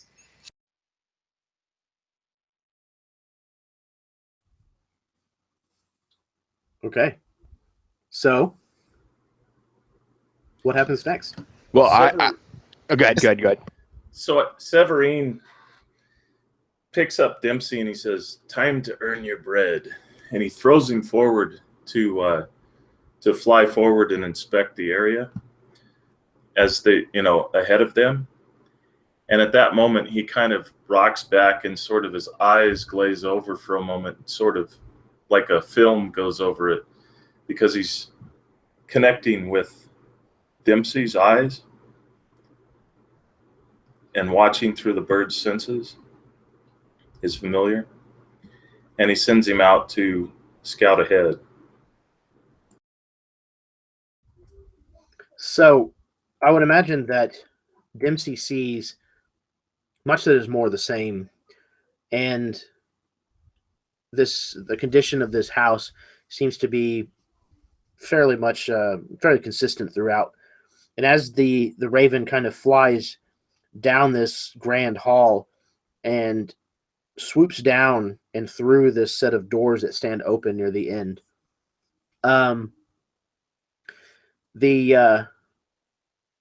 he passes into a room that looks like at one point it was maybe a room for dressing in, maybe for getting ready for company or what have you. There's not much in this room that's still intact. There's in one corner it looks like some piece of furniture that was broken apart and partially used for firewood. But there is one large piece of furniture that looks to still be intact. It has a dusty, moldy canvas tarp partially covering it. And you can see just the portion of it that is uncovered near the floor in the front, that it is made out of some kind of lacquered wood that is a deep kind of cherry red color. Not cherry red as in like a cherry, but cherry wood. And these wet, muddy footprints lead straight up to the front of it. And there's not really much else in the room aside from that.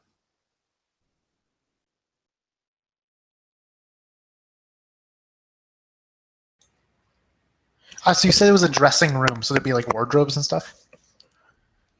It looks like there's like essentially like an armor stand, and a few of the things that look like I don't know what the proper name for them are, but essentially where you would hang like a coat before you would actually put it on. A coat rack? It's less like a coat rack, like where you would hang up a coat when you come in from outside. It's more like a dressing stand. It's got a little place for your cufflinks in the top and things of that nature. But it's very possible that this large piece of furniture that is underneath this heavy canvas tarp could be an armoire. Yeah, and so he's kind of looking around at the wallpaper, this kind of the silky, what's left of them, curtains and such. And he notices this armoire shaped thing next to the coat stand and places where you kind of hang your clothes to see what the outfit looks like. He's just he's like, oh, maybe something of interest in here. Completely absent-minded about the fact that they're here about a halfling, which he doesn't even care about. The halfling's just some weirdo. Kind of like parts throws the canvas off. Dust kind of coughs up in the air, and it reveals what does it reveal? There is in fact a very large standing closet, an armoire, a wardrobe. And Brunus would open it, just idly, curiously. Yeah. So, I imagine that those of you who are so inclined to follow the trail of the footprints maybe arrive in the doorway just about the time as Brunius throws back this moldy canvas tarp to reveal this rather immaculate looking piece of furniture. There's not a scratch on it. There's no damage from water or time. And Brunius throws open the doors of this wardrobe as they kind of meet in the middle, and there's two of them. You kind of throw them back and open, and you see a single muddy footprint on the bottom of it, right in the middle. And on the back wall of the wardrobe is a sizable mirror that's mounted on its back. And I would imagine that Brunius probably doesn't see this last piece of detail, but someone else in your group probably does. On the interior of the doors of this wardrobe, there's some kind of strange writing. Looks like done in chalk. And it's split between the two doors.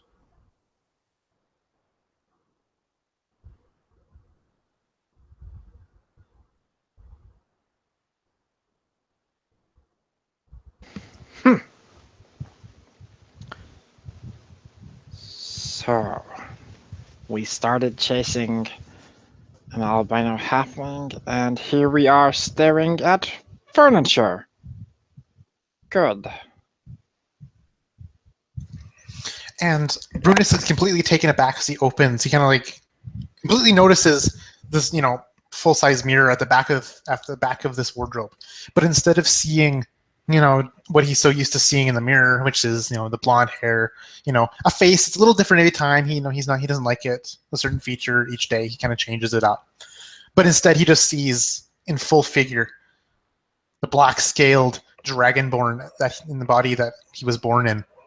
And he just kind of jumps back, kind of squeals in, not agony, but like fright almost. Like, it's hideous! Kind of like drawing the little dagger up and realizing as the figure also draws the dagger up in the same kind of mirroring his motion, he realizes it's actually himself instead of just a person standing in the wardrobe ready to ambush him or something. He kind of like touches his face, and then the mirror reflection does the same. He's like, it's so hideous.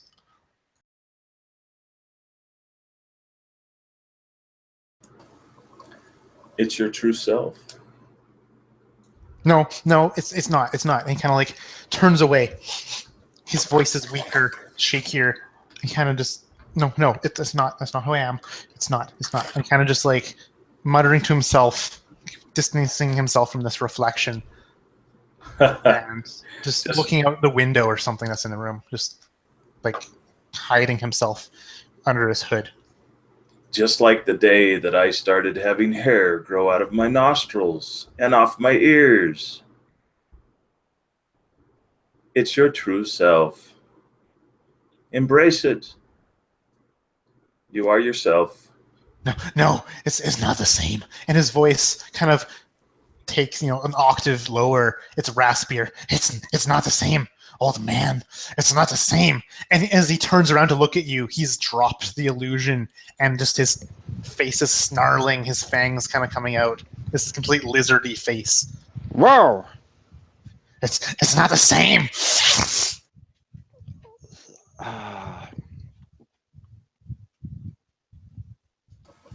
Who wants to be the same? You got a little something right there. Yeah, I think If you tell me one more time about how I look, you'll be the next bird in the stew pot or something. He's not really one to make insults in this way. keep talking, Twanger, as he goes to inspect the footprint on this. Who puts a footprint on this beautiful furniture? A short person. Right, a runt. But where do we go from here? You're making me talk like you, damn it.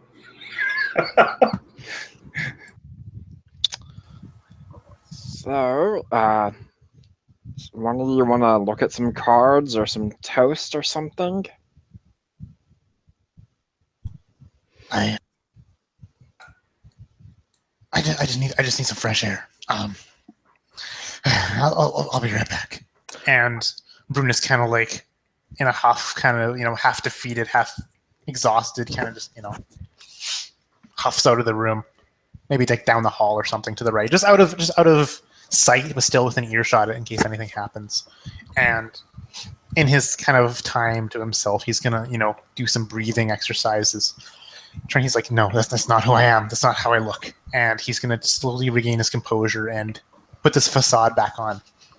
And again, it looks a little bit different this time. The eye colors are different. Maybe it's green this time instead of blue because he didn't like how it looked. And then sorry, go ahead. Tyler Durden this time, or sorry. As Brunus would pass Scratch, Scratch would put a hand on his shoulder and say, "Same's not for you. It's not for anyone. Being the same is being boring." Yeah. You don't understand. And you'll never understand.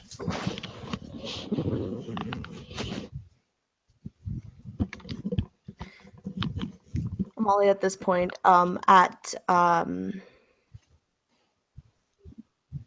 the Kinku's statement would break her evil eye that she is making at the other wizard and just kind of seething. Just this tiny little person just looks like she's about to jump on his back and try to choke him out, but she looks back over and but sorry, yes, of course, and she would kneel down and take out her cards and lay them out onto the floor and have a look at them.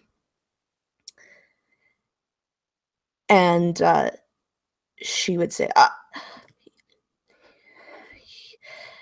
yes, of course, the spirits, they are, I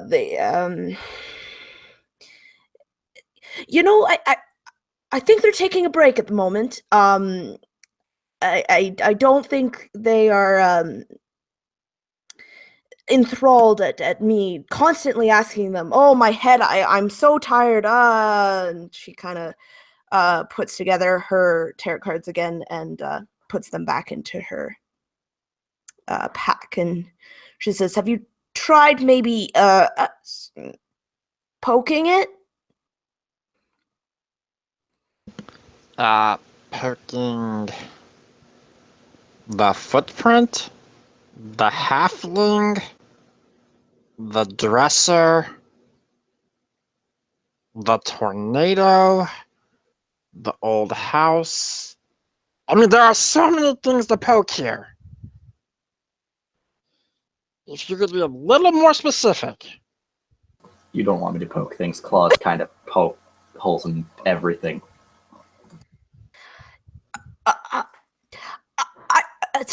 I don't know, the mirror.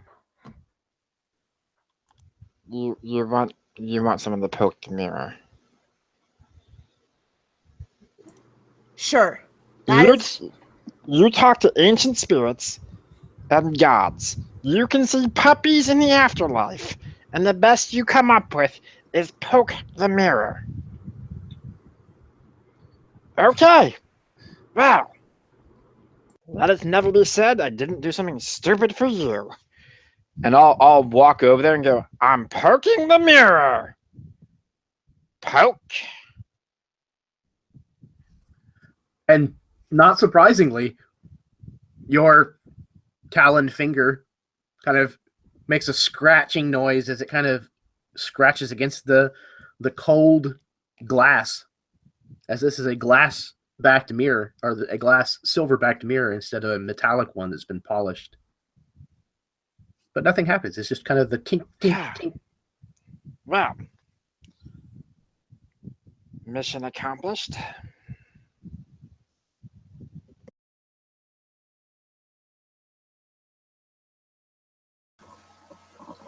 Twanger, you said earlier that he was using magic to go as fast as he was. Is there any magic that you could see on the mirror?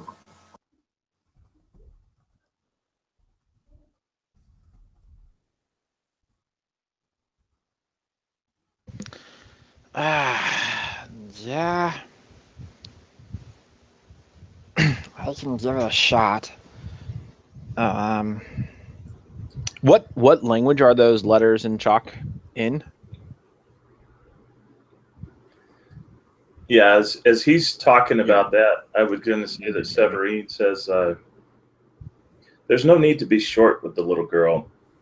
As he's walking over to, kind of absent-mindedly, he says that as he's walking over to inspect the letters on the wall.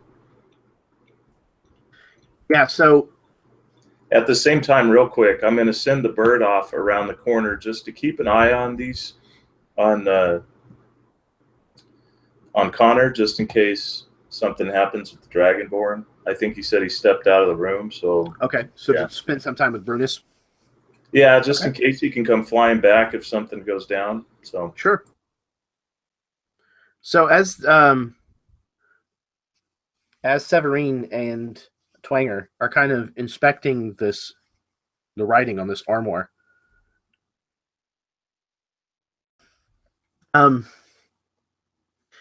first it's kind of throwing you off. These letters look just a little strange, but then one of you kind of moves the door a little bit or what have you, and you notice that the letters are simply written backwards. So if you were to try to look at the letters in the mirror, they would read correctly. But in order to read them in their entirety, it looks like the doors would probably have to be closed.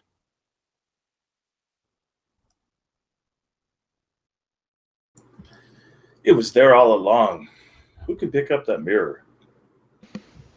Who could what? Pick up a mirror? As he closes the door, can you carry that mirror over for me, young bird? The mirror is on the back wall inside the armoire. Yeah. No. Would it be that difficult for us?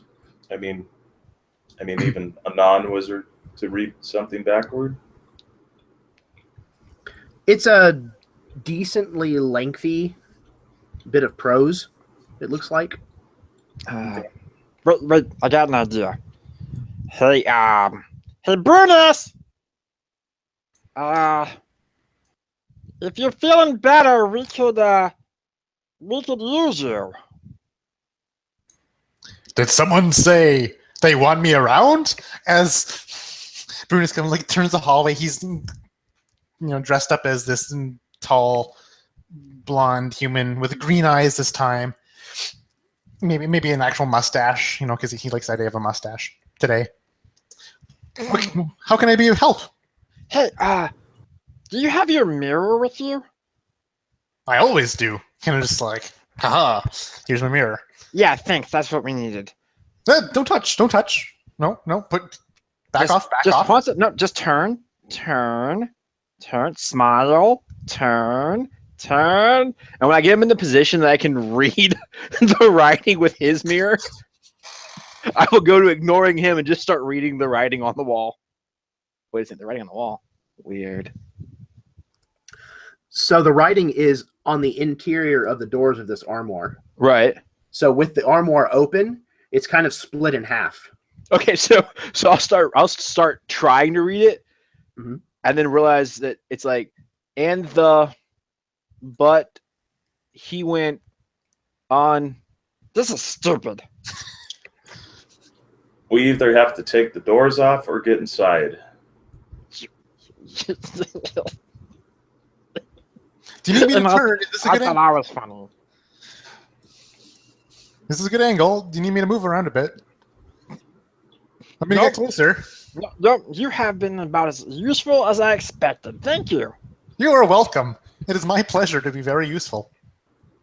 Did you find yourself? I found myself, yes. Alright. Sorry for the outburst earlier. Something I wish you guys didn't have to see about me, and I apologize. And Brunus is referring to his appearance rather than his outburst in that way. That's okay. We've seen your real you before. We're used to it. Don't. What?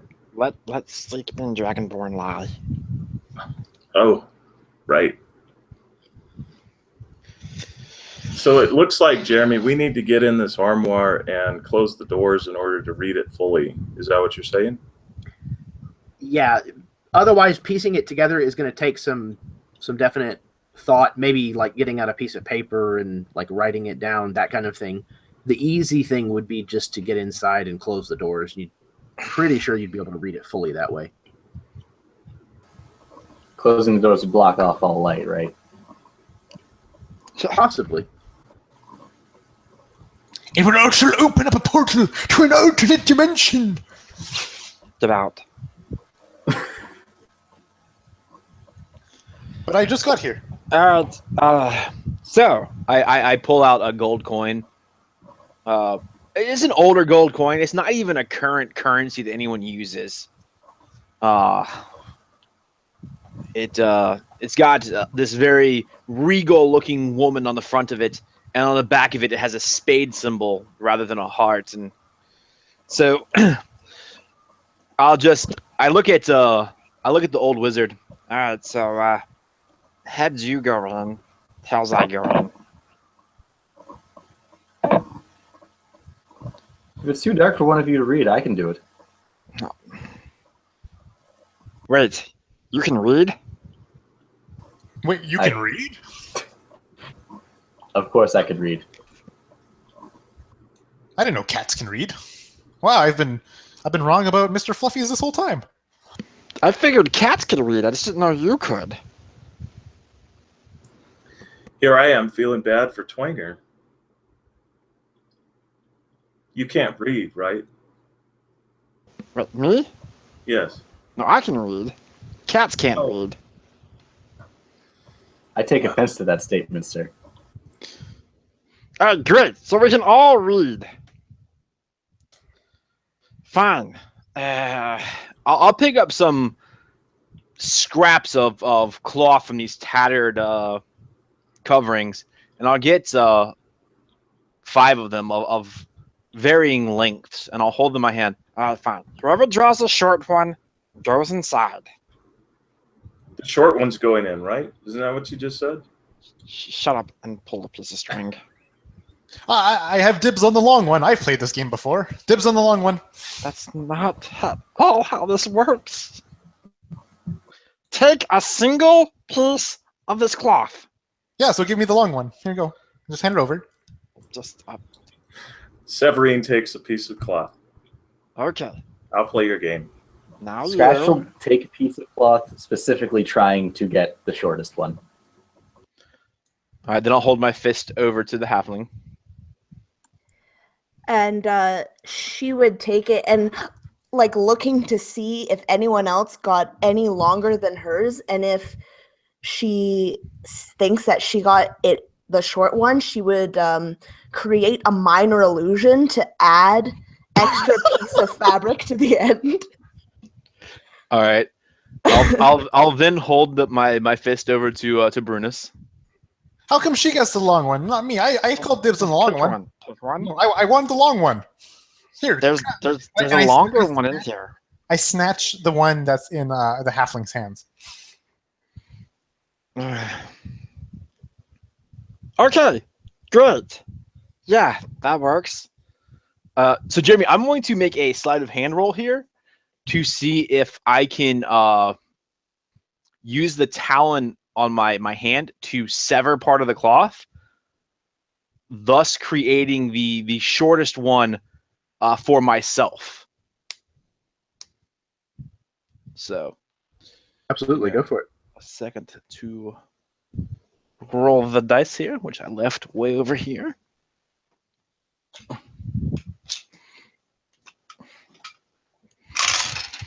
All right. So it'll be a total of 16. Yeah, I would say that that's definitely stealthily enough that it goes unnoticed. And you Alright. succeed in ending up with the shortest piece. Figures. Just my luck. Gotta go inside some stupid cabinet. You guys can't even pick short strings good. So does that mean that I won this game? I love this game. It means Awesome. you get to spend more time with your mirror. I love looking in the mirror. His little hand mirror. Oh, thanks. This is you did a good one. You're a good kid. Yes, the spirits have spoken. They have made their decree. Thank you, spirits. So as I start walking towards the armoire, I'll look back over. All right. I just want you to know, if something happens to me, I want none of you to come to my funeral. I thought birds had 9 lives. You'd be fine, wouldn't you? No, that's me. Wait, you've 9 lives as well? No, cats have 9 lives. Birds don't. All right. At that, I get into the cabinet and close it. Like, I'm done with this. Thump. But that also displays the mirror again, right? So he climbs inside and shuts the door. I imagine probably grumbling to himself as he does so. And he's plunged into darkness. The rest of you just seeing now the armoire itself just standing in its fullness. And Twanger, inside, where it's dark, you kind of turn about to face the mirror. And for a moment, you think it might just be a trick of the eyes. But then you're certain that you see it. The letters written in chalk are very slightly glowing, giving off just enough light that you can kind of make out the edge of yourself in the reflection of this mirror. And you can read this entire phrase that's been written in chalk on the inside of these doors. And it takes a moment to realize that you're actually able to see this writing, even though it's technically behind you, that you are now standing between the lettering and the mirror. And you can still read its reflection. And it reads,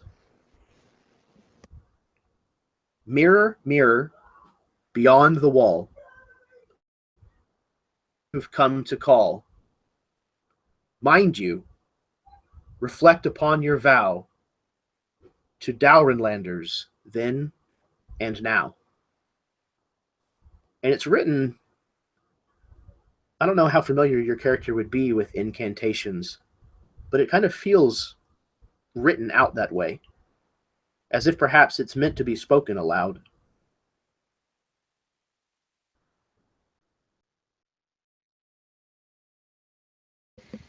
Okay.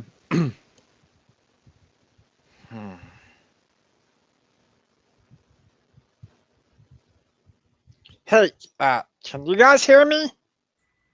Loud and clear. Loud and clear. How is it in there? Kind of like knocks on the wood. How you doing in there? Are you all right? Is it time for your funeral yet? I gotta get new friends. What was that? Sorry, what was that? I didn't catch that. So, You need something with an end? He kind of like starts, shoveling, I don't know, like the long piece of fabric through to give him something to hold on to. No. What will this do? I'd like to talk to the smartest one of you out there, but unfortunately the Raven doesn't say too much. So, yeah. Hey, old man. This writing seems like it might be some sort of incantation.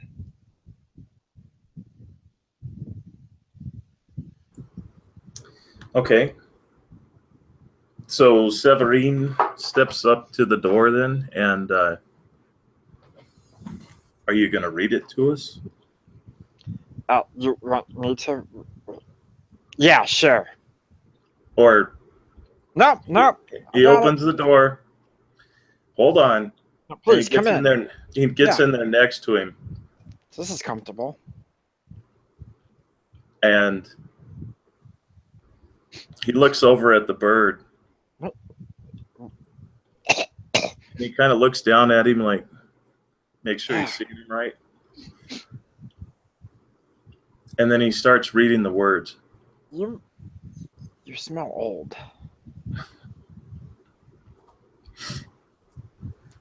And you read them aloud? Yeah, what with my arm around Twanger. You're touching me. So you read these words. Mirror, mirror beyond the wall, those of us who've come to call, mind you, reflect upon your vow to Dowrenlanders then and now. And at first, it doesn't look like really anything happens. But then the glow of the chalk lettering kind of fades. And though the glow of the lettering fades, the kind of ambient light that they seem to cast inside this armoire do not.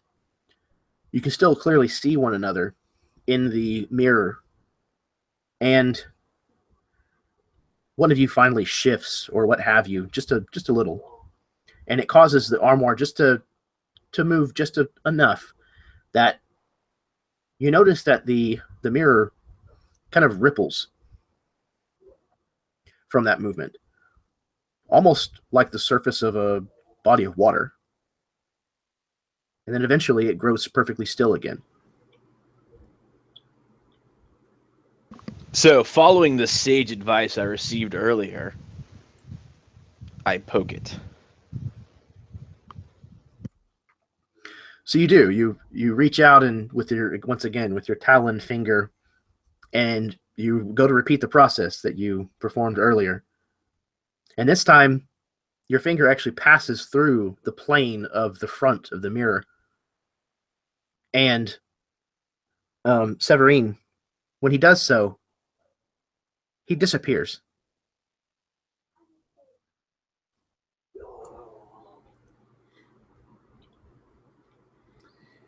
And as if Severine has made a great discovery, he claps his hands together and he says, "The great Vandercroft has made a discovery yet again!" And he steps over and he plunges his hand into the mirror as well. And those of you outside the armoire saw the armoire kind of rock a little in place. Then you hear Severine exclaim this from the muffled sound inside the armoire, and then it rocks a second time, grows still, and is silent. You all right in there? Anyone? Come on, what's going on in there? Don't leave us hanging. There's no reply. He just like open it up, and then kind of like avert his eyes at the reflection of himself. You fling it open, avoiding making eye contact with your reflection, to find that the armoire is empty, much the same as it was whenever you first came into this room. There is no sign of Severine or Twanger. So they seem to be gone. Unless they got really tiny. He kind of like squats down and like starts like playing with like the dust on the bottom of the wardrobe. Like, is that you? No. That's just a dust bunny. Kind of looking at the dust. They're just really small, I think. Those spells. I don't know what he said. Do we hear anything on the other side, by chance? Any of this? No. Yeah, no. Scratch would look around everywhere that he could without moving from his position and be like, well, it's not like they could skip out for a quick drink. No, they're small. I swear. I saw one moving. This is the bird right here. And he kind of like holds up like, I don't know, like an ant carcass or something. like something black. Like this is the Ravenbird person. Hello, can you hear me? Am I really quiet or really loud to you? Kind of holding him up to his ear, waiting for a reply. I think that's Nand. Kind of looks at it, kind of like squints an eye, and just like looks at it. I think you're right. Throws it over his shoulder. He's like, they gotta be in here somewhere. Come on, help me look for them. When Amalia hears the wizard exclaim this, she would just light up and just, like in surprise, just be like, I am? And then just like kind of move over, kind of put her head over to see if she can see through like the little slit. And she's been, of course I am! Praise the spirits! And she would just start going off on how, they spoke to her and how her anger and frustration was all just a ploy to so on and so forth. But then when Brunus opened up the wardrobe, now she's getting kind of worried. She's like, wait, where did they go, actually? And she would go up and try to poke the mirror.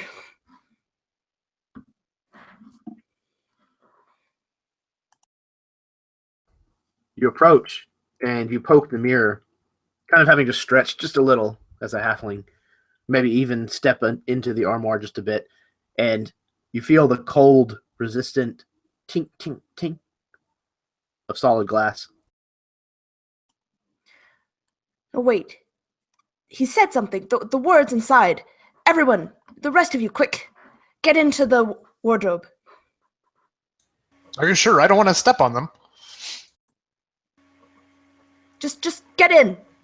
And she would, her tiny little body would just go behind Brunus and just start like pushing him in, trying to like push this huge body into the wardrobe. And I like crack my head on the top of the armoire as you kind of just, you kind of push me and I'm going along with it because I don't want to make you feel weak or anything. Making it, seem like it's all you're doing. I just like crack my head on the top, like, hey, watch it there. And she would come back. So hard. She'd come back over and she'd say, Scratch, get in. We don't want to miss them. Scratch would get in, and he'd grab one of the cloth scraps, and he'd tie a blindfold on Brunus so that there's no chance Brunus can see his reflection again. And I can't see. It's really, really dark in here now. How are we supposed to read the letters? Don't worry. As far as we know, only one of us has to. And Scratch is patting his back. And she would kind of like try to squeeze in between these two giants to her and just close the door. Yeah, I would imagine where the old man and the Kinku were both probably fairly lithe individuals, that now it's apparent like how tight all of you are like packed into this little armoire now, with Brunus especially. So there's, almost kind of a moment of claustrophobia that kind of starts to set in. And but you do manage to get the doors closed, and Amalia, you managed to kind of work your way forward towards the mirror.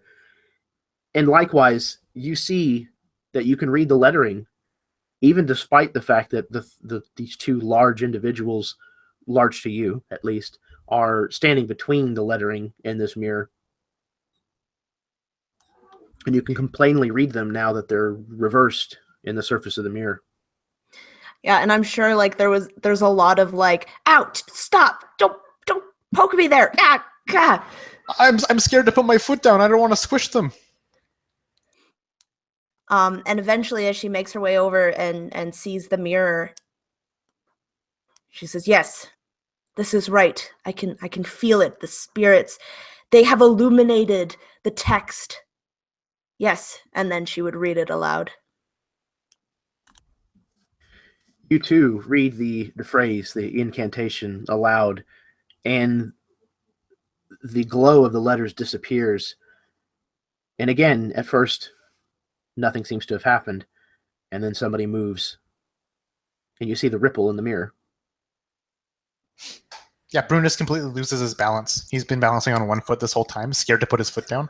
Perfect. He finally loses his balance and just like kind of topples over onto the cat, and just shudders the wardrobe itself, and the mirror just like ripples and causes huge distortions everywhere. I can imagine like it's like a domino effect. Like Brunus falls on the cat, who falls on me, and we all just kind of fall towards the mirror. Perfect. Yes. Yeah, the three of you trying to get out of each other's way all end up falling towards the mirror. And Severine and Twanger, where you guys have found yourselves, kind of in this also kind of an old looking building, but this one is much more intact, much smaller, not as grand. And you seem to have stepped out of a gap in the bricks here, except that the gap is no bigger than maybe 5 or 6 inches tall and only half an inch or so wide.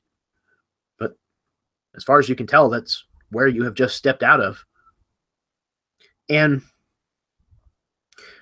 you have just about enough time to kind of look at each other, pick yourself up off the ground, dust yourself off, and piece together that this little gap in the mortar is where you must have just come from.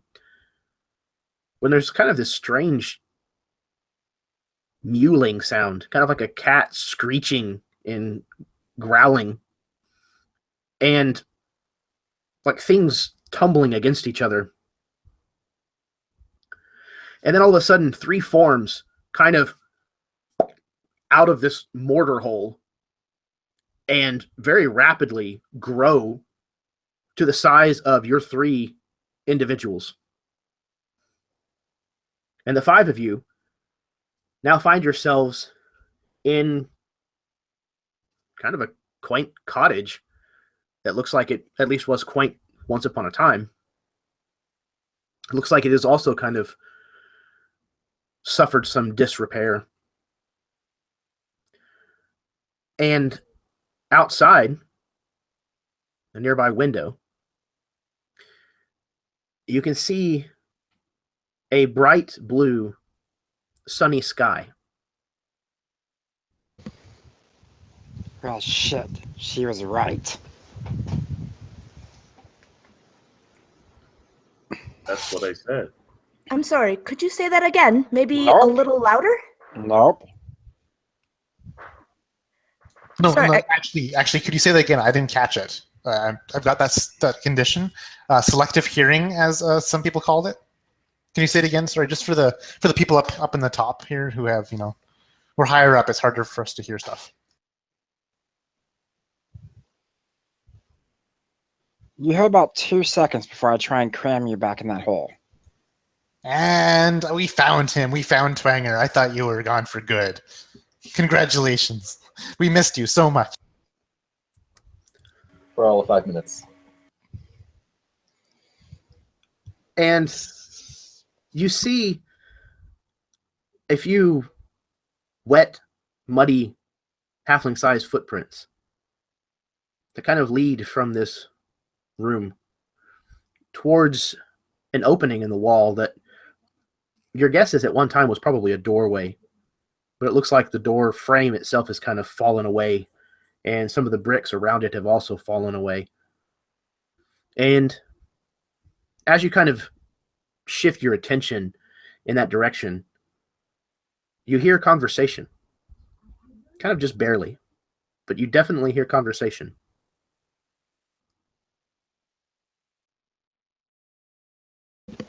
Shh, shh. Did you guys hear that? Sorry, can you speak up? What did you say? I can't catch it when you're mumbling. He can't mumble. He has a beak. I hate everything about all of you.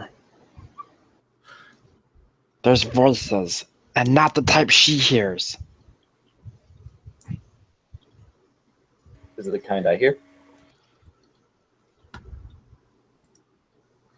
Scratch, can you hear that? I can hear those voices, yes. Can you give us a That way. lowdown on what that is?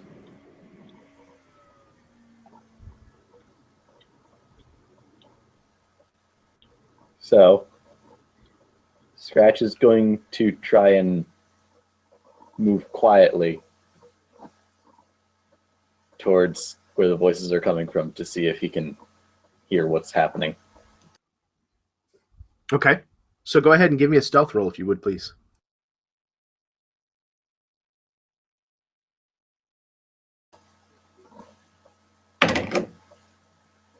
Well, that's thank God I put my expertise in stealth. That's a 12.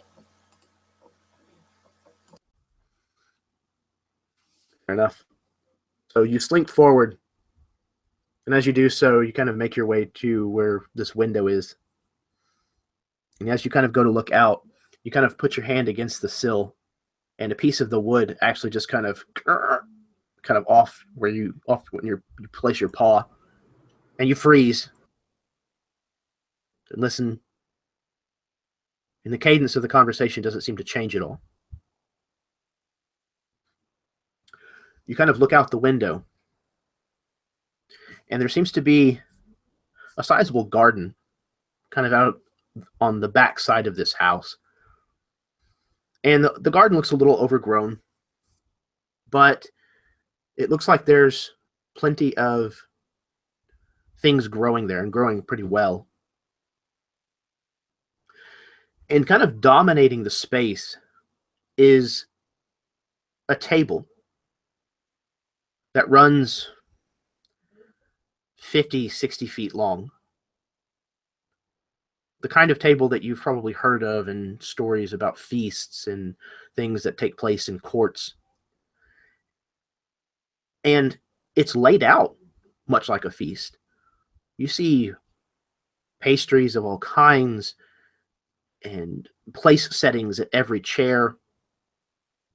There's tea kettles and cups and plates, small cakes that are set out. And there's two individuals that seem to be talking with one another.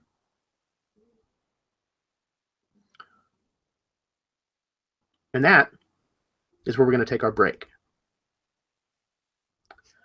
So, go ahead and refill your drinks if you've got them. Smoke them if you've got them. Kiss your significant other. Go to the bathroom if you need to. And we will meet back here in 10 minutes. Thank you, Okie guys. dokie. Yep, good deal. Thank you guys very much for playing so far.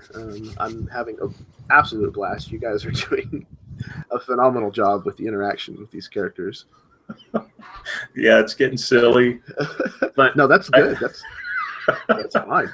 I love the kinkitude. Yes. Every time it shifts to Steve, and he hasn't quite started speaking yet, it's just the picture of the just kind of yes, exactly. Just giving that like that stare that like I can't believe you just said that. It's hilarious. You guys have had me in stitches most of the time that we've played so far. So I'm going to be right back.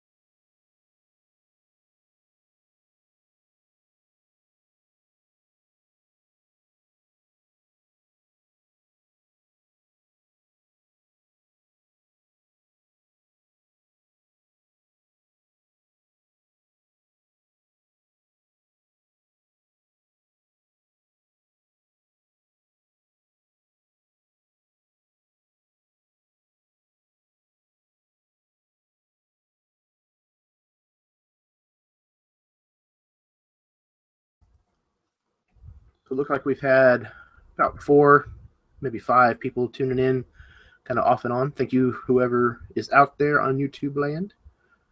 Thank you for tuning in and watching along. Looks like we've got Fireplug. I imagine that Jason may be out there. Jason usually tunes into my games. So thank you very much for giving us a watch. Hopefully you guys out there are having a couple of chuckles along with us, because there's no shortage of them in this game.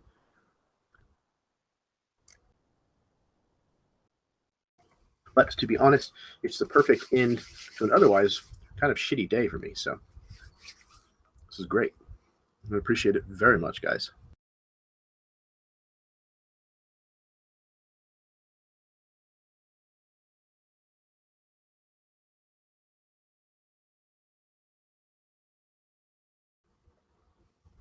We've got Megan and Steve back, and we'll give the others just a little bit. Oh, we've got one of our Connors back. We'll give Dave and the other Connor just a bit before we get this settled back in. There's the other Connor. I heard my name. Yes, yours and the others. Wow. What up? It's 2 birds with 1 stone. It's kind of funny. I work with another Connor as well, so like I'm totally used to being, Connor 1 and Connor 2. That's literally how my manager talks to us. It's funny because it's while it's not an uncommon name, it's certainly not what I would consider a common name. No, like I've never met another Connor in my life until like the Connor that I work with. And then that's it. I got used to it in the workplace, but then never heard it anywhere else. Yeah, it's kind of like my name, Jeremy. Like I hear it. Yeah. I hear it said about other people often, but I don't usually meet other Jeremys personally. So when I do, it's kind of an odd little, hey, that's... Hey, again, we're both Jeremys! Yeah, exactly. It's not an unusual name, but it's not one that you see. It's not a Robert or a William or, things like that. I kid you not. What's My that? sister, I kid you not. My sister was in junior high with someone who had my exact name. Yeah. That's it's interesting. I've known so many Megans. Yeah, Megan is a pretty common name. So many. There There's like was- 4 in my class. There was just this thing on the radio the other day that some guy in like South Carolina or something from a very small town, he has a very obscure name like Olson McGregor or something like that, right? And he is marrying a lady from his same small hometown whose name is also Olson McGregor. And the person who wrote the article that caught this was some like senior in high school in that same small town whose name was also Olson or whatever the name is. Right. It's just like a super uncommon name, and the 3 of them in that small How town. funny. Like, it also just happened to be a unisex name, but really uncommon. Right? Yeah. I couldn't think like. That's kind of funny. Yeah. Just like how often would that happen, Right. What do you think? Is someone struck by lightning more often than, that happening? I actually work with a woman who has had reoccurring issues with the Social Security group. I don't know what the agency is that handles all of that stuff here in the States, but she's had reoccurring trouble because she has the exact same name as another woman, and like their Social Security numbers are like 1 or 2 numbers off from each other. So like, and naturally, this other person that shares her name has all kinds of financial trouble. And, so she's got like collections agencies calling her and stuff like that, looking for this other woman. Just a complete and total nightmare. Yeah, that happened to my grandpa. He had the exact same name. The police came to his door one day, and apparently the guy with the same name had committed a bunch of crimes. And so, like, near the city where he lived, and yeah, the police came and wanted to arrest him when, they discovered it was a different person, but they had the exact same name. Or at least that's what your grandfather told you. Right. Yeah, exactly. I was wondering why he just randomly left for 5 years. I don't know. So not like personal name, but when I was younger, I was like 16 years old. I was in the shower getting ready to go out, And my mom knocks on the door. She's like, "Hey, Steve, you need to get out of the bathroom. The cops are here." And I'm like, "Ha ha, funny, Mom." And then I hear boom, boom, boom, boom. "Steve, you get out right now. This is Sheriff such and such and such." And I'm like, so I look out my back window, and there's literally SWAT teams laying across my fence with guns pointed at my house. So I freak out, and then I realize that I had brought no towel into the bathroom. All I have is like my mom's pink hand towel, right? So like I cover up and go out, and what had happened was we lived on a road called Spruce Drive. Some young lady had called a national sexual assault hotline and said that she was at Spruce Drive, but had never given the town name. So there's one in York County, and then there's one in Hampton. So they sent responses to both places, all because of the confusion over a name. But yeah, I got to stand out in the hallway with a SWAT team and nothing but a pink hand towel. I mean, it's fitting for a sexual harassment call too. You're just like, "Hello, SWAT team," just completely buck naked. Like, "I am the resident nudist." I'm totally not a pervert, guys. Really. Please just stop staring at my... You just caught me at a bad time. Right. Yes, I look good in pink. Leave me alone. So, there's not really a good segue to kind of move us from that into what we're heading to next. So we're just gonna kind of amputate that that train of thought there and get right back into it. So you've looked out this window and you've seen this rather bizarre sight to find in this cottage garden. And this rather long table that stretches out away from you, some distance away from the house. These two individuals are seated at it, talking to one another, and the remainder of the chairs of this table are left completely empty, of which there's probably 2 to 3 dozen other empty chairs. And the two individuals that are talking to one another, neither one of them looks like an albino halfling. One of them looks like a very well-dressed white rabbit. And in the brief amount of time that you've kind of looked out this window at him, you have seen him check this hourglass that he has hanging on a chain around his neck no less than 4 times. He's kind of fidgety. His ears that are kind of sticking upwards are kind of rotating around. A lot of the time kind of pointed back in your direction. And his little nose and whiskers are just going 90 miles an hour. The other individual that he is speaking with is a human, but he looks a little distraught, concerned, worried, if you will. And he's talking kind of in a low, hushed tone to this rabbit. But as they are conversing, they are actually sharing tea. What would you like to do?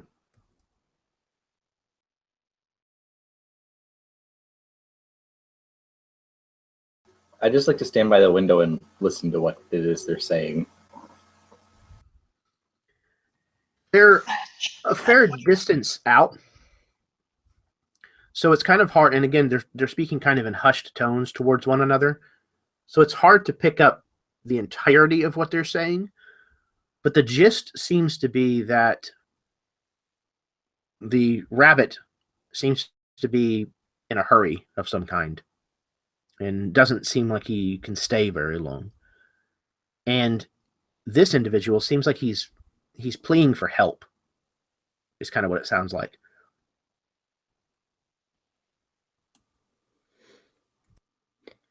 Do you think they would know where the albino halfling is gone? They seem like, well, at least the one seems like an unusual thing himself.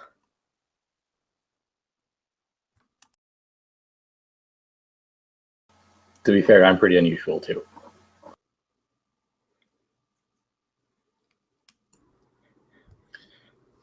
So you say there's a rabbit speaking with a human man. Yeah, the rabbit's dressed all like a person. He's got a sword. That is really weird. I know, right? Severine just looks at Twinger, and then he looks over at Scratch, and then he looks back at Twinger. Really weird, yes.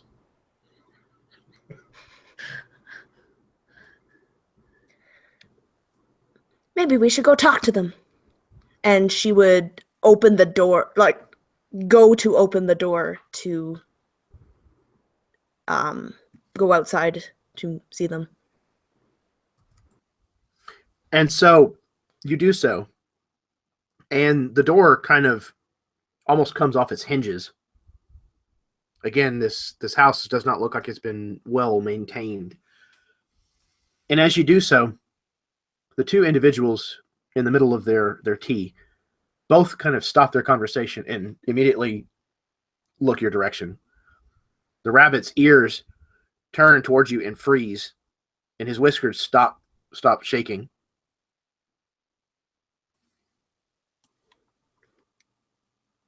And she would march towards them, kind of dusting off the dirt from her dress and going over.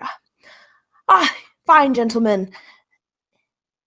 I am looking for someone, and I was hoping that you would be able to aid myself and my friends.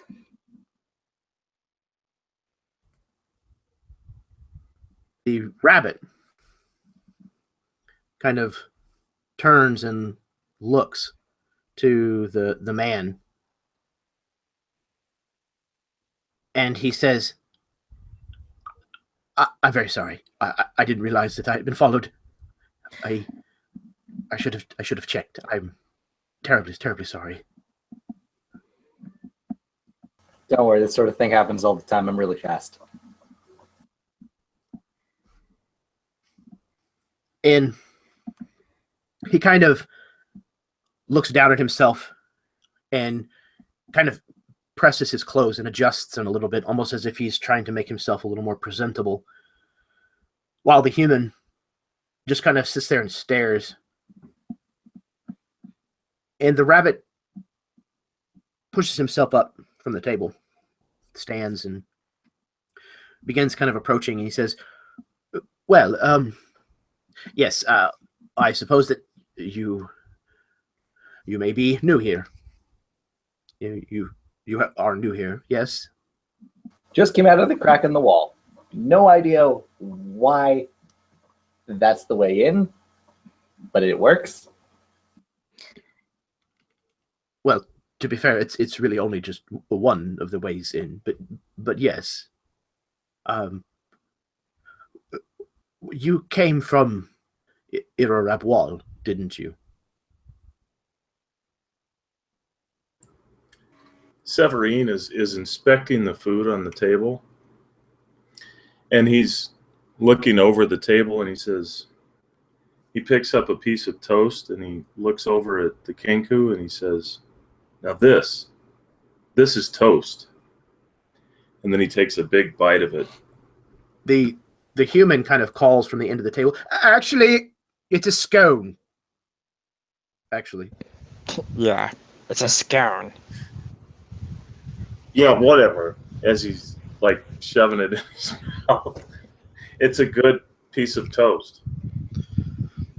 And Amalia would look to the rabbit and say, I've noticed you look quite distressed, and I don't know if you've heard of me from where you are, but I am a world-famous fortune teller.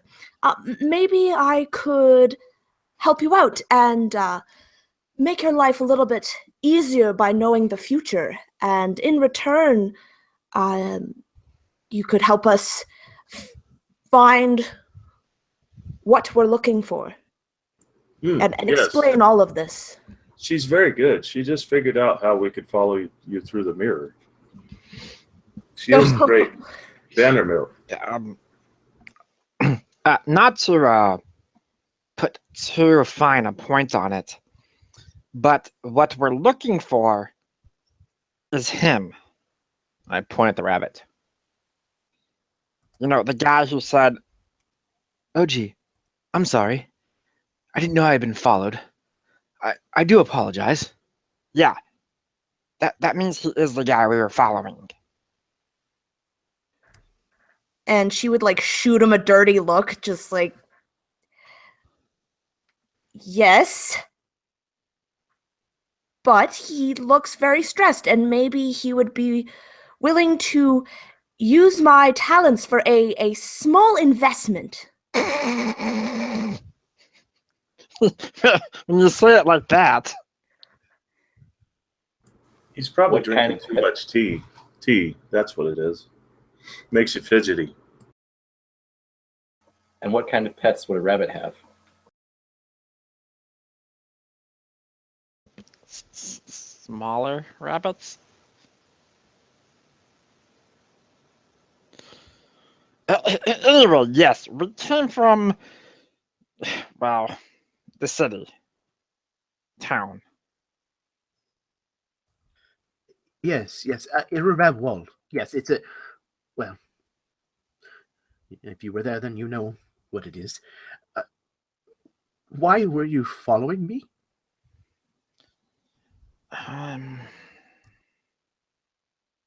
You seem better than a tornado. Well, that's part of it. Yes. So, also, I hate to say this. She does have some talent. Am I really going to say she has talent? She does have some raw, uncontrolled, yet to be refined ability that sometimes she is able to read portents. And in this particular case, she said something about the whitest man we've ever seen on a dark day, blah, blah, something, something, myself, yourself, thyself. Yeah, follow you, you'll show us the way, something, something, and here we are. Yes, well, that all sounds rather confusing, I have to say. But, well, I suppose you're here now. We really shouldn't stay. And he kind of turns back towards the human, and he says, I must be going before it's, too late. The human kind of looks sad, and he says, yes, I suppose that is true, yes. But before you go, could you sit for just a little while? I do crave company, and it gets rather lonely sometimes, and other times the voices just don't stop. Sometimes they ask me to do things. Sometimes they ask me to stand on my head, for example. He jumps up on the table suddenly and flips himself over to stand on his head. Because at this point, you realize this human male is not wearing pants. And Whoa! This is nuts! oh god.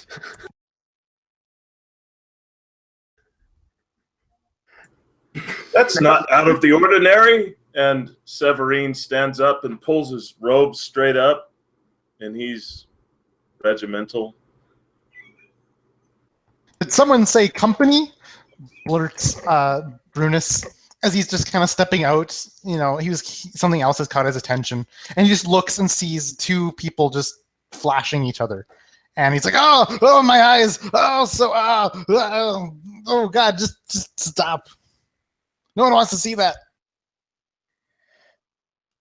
By the spirits, there's a lady in here, and she would just cover her eyes. Scratch would look around. A lady? Where? Oh, down there. This human male who's standing on his head and is starting to bark like a dog and kind of shaking his head. There's tea kind of flinging all over the place as he's doing so. He kind of stops and his brow furrows. And he kind of slowly rights himself and climbs down off the table. I'm very sorry. Excuse me. Oh, and he kind of looks down and realizes that he's unclothed from the waist down. Oh, excuse me. And he kind of moves over and grabs, effectively, like kind of an apron off of a nearby chair and kind of drapes it over himself. The rabbit looks kind of sullen, and he turns towards whoever it is that's the closest to him. I believe it was probably the Kinku. And he says, "Yes, dreadfully sorry. You see, my cousin isn't quite himself. He's, well, he met with an unfortunate accident, and it has taken its toll on his mind. He's rather not himself for at least part of the time. There's a type of creature from your world, actually, called a mind flayer, I believe is the term. It, well, it damaged his mind, and he's never quite been the same, if you understand my meaning." Wait, back up. You said you were cousins? Does it mean that his grandmother was a rabbit like you? He's, oh. Yes. Sorry, Hata is a rabbit. Yes, much like myself. He used to be our warden of the march, I believe is the way your people would phrase it. He was one of our greatest warriors, you see. Until his unfortunate accident, that is. And now he goes back and forth, not only in mind, but also in body. And be thankful that we're here during a good time, because when he changes, it's quite unsavory, to say the least. Speaking of which, we really should be going. And he kind of has this sense of urgency as he kind of reaches down and checks the hourglass around his neck once again. What are you waiting for? What are you late for? What's going on?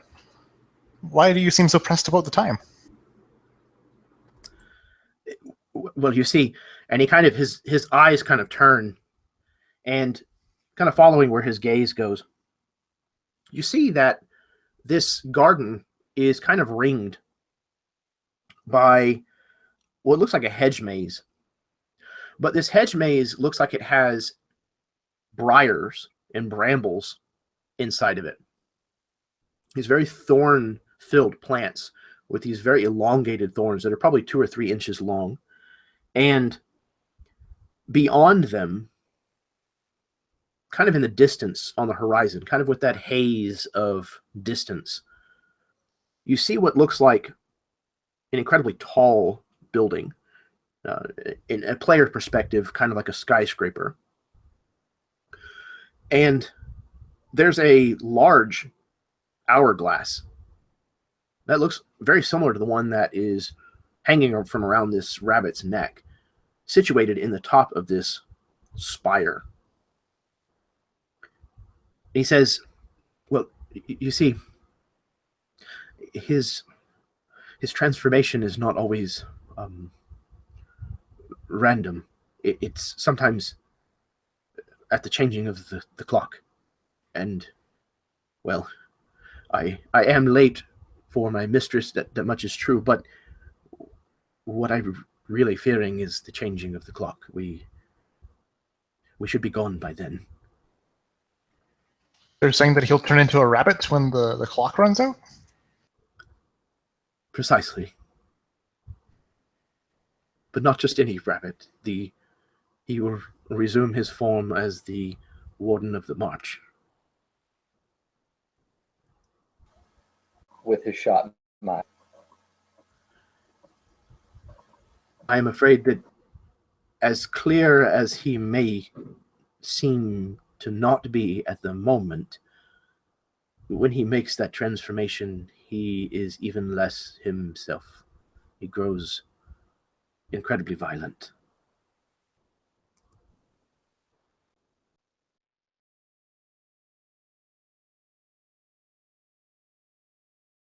So we should be going then. The human male who is standing nearby seems very apologetic, very saddened. And he says, what my cousin speaks is true.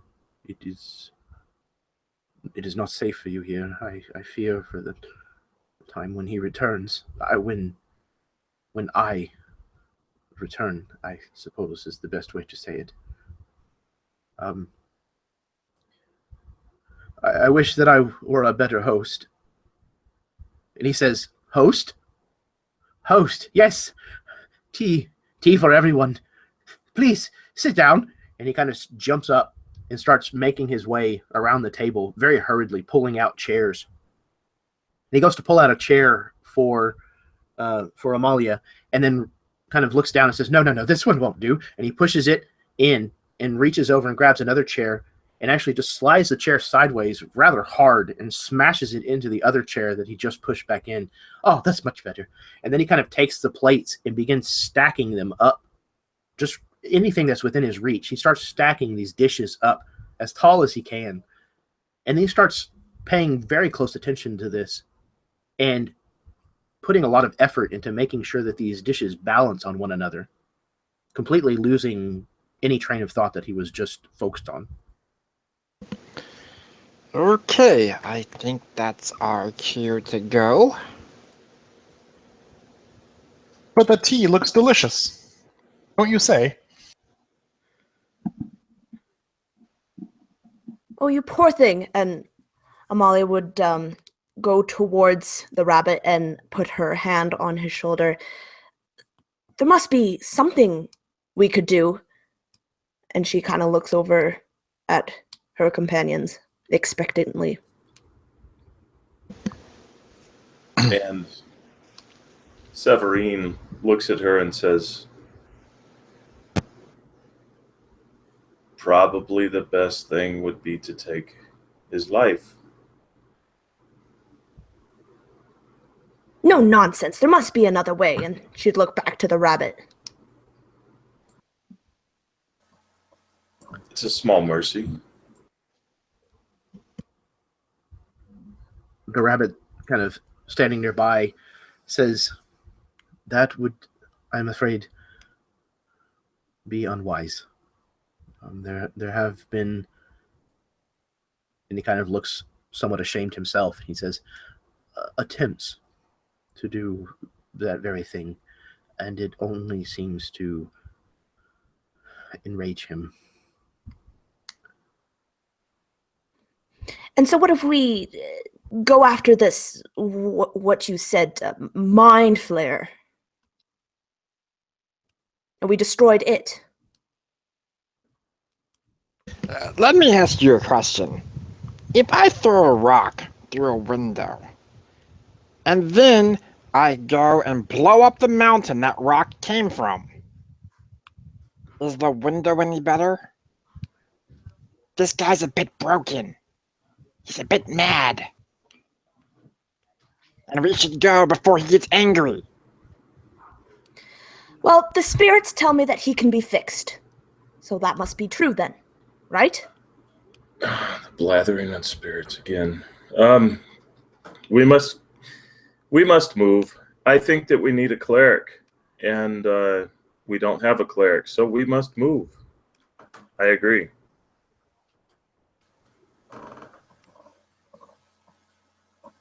Scratch looks at the rabbit and says, "So where are we going?" And before we go anywhere, can I have some of this tea? It looks delicious.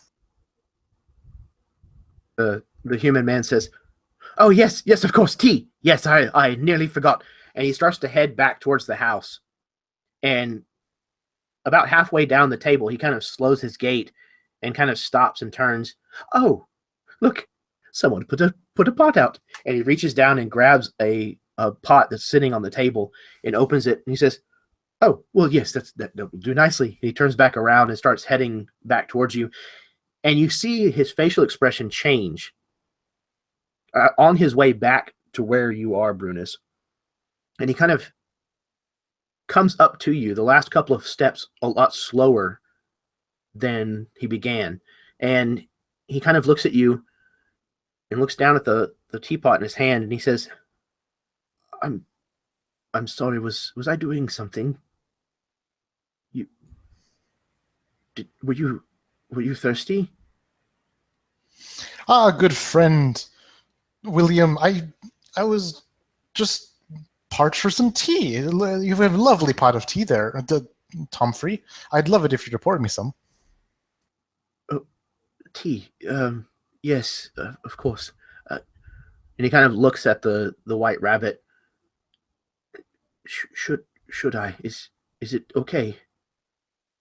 The white rabbit kind of reaches down and checks his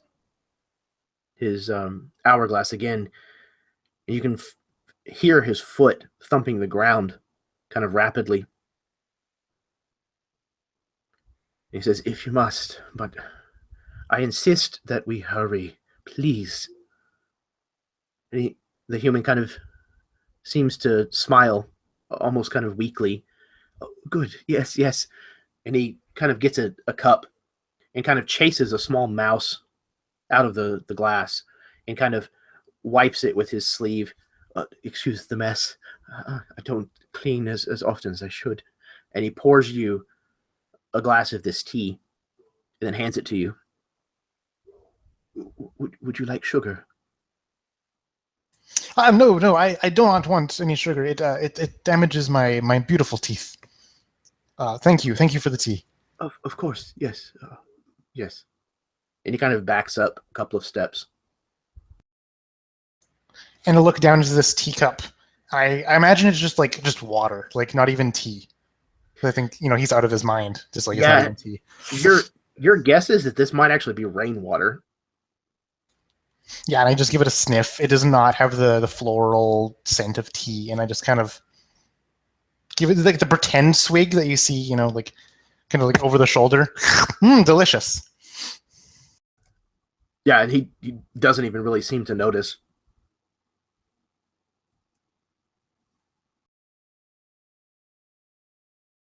And we were off to do something, correct? I kind of missed all that. What's our plan here, team? I think we were just going to follow the white rabbit. At that point, there's a shattering noise.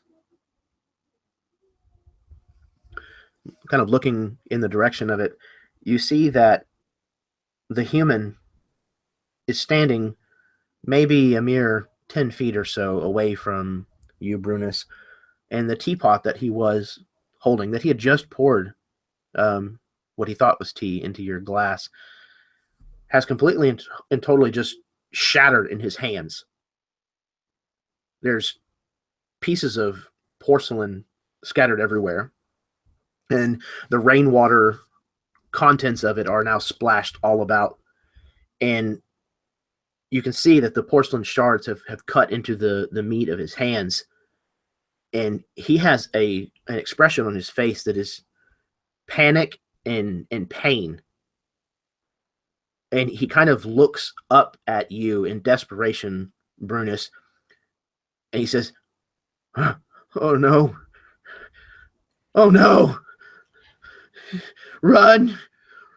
Run." And you hear like a loud boom. And that hourglass that's kind of in the distance shifts and slowly starts to rotate 180 degrees on its end. What would you like to do? Are you okay, sir? You just look like you hurt yourself. Yeah, with that, Severine steps forward and he says, "It is now time to move." And then he starts moving his hands up like this, and he says, "And with that, you must rest. You must rest." And he starts moving his hands in an incantation, moving forward, billowing sleep waves towards this guy. So I'm casting sleep on him. Okay, excellent. And what do you need from me? Or is it just a hit point? It's a hit point total. So Okay, let me gotcha. give you the hit point total after I roll. So Sure thing. Yeah, while you're doing that, the white rabbit is definitely quickening the pace, and he actually kind of moves towards one of the openings into this hedge maze, and is kind of starting to beckon all of you to follow. Come, we must go quickly. But he's hurt. Can't leave him behind. And Hatta will be fine. Malia, so brave a moment ago, trying to help this man, looks over and just nods. Yeah, you're right. I think it is time to go. You were right. You're right. And she nods to the bird and just runs after the rabbit. But he's kind of like stammering back and forth, like, but he's hurt, but he looks scary. Like, what do we do? He's kind of like stunned in this moment of indecision, and Brunus notices his companions kind of like follow this white rabbit. It's hopping off to escape, and kind of like gathers his courage and follows after. This human Hatta kind of reaches out to steady himself on a chair that's next to him, kind of on the back of it, and his arm just suddenly like triples in size, and the muscle mass is just enormous and covered in white fur. As he kind of puts his weight on this, and the chair just collapses underneath the weight of his changing form. And he's just making a terrible noise, like he's racked with pain.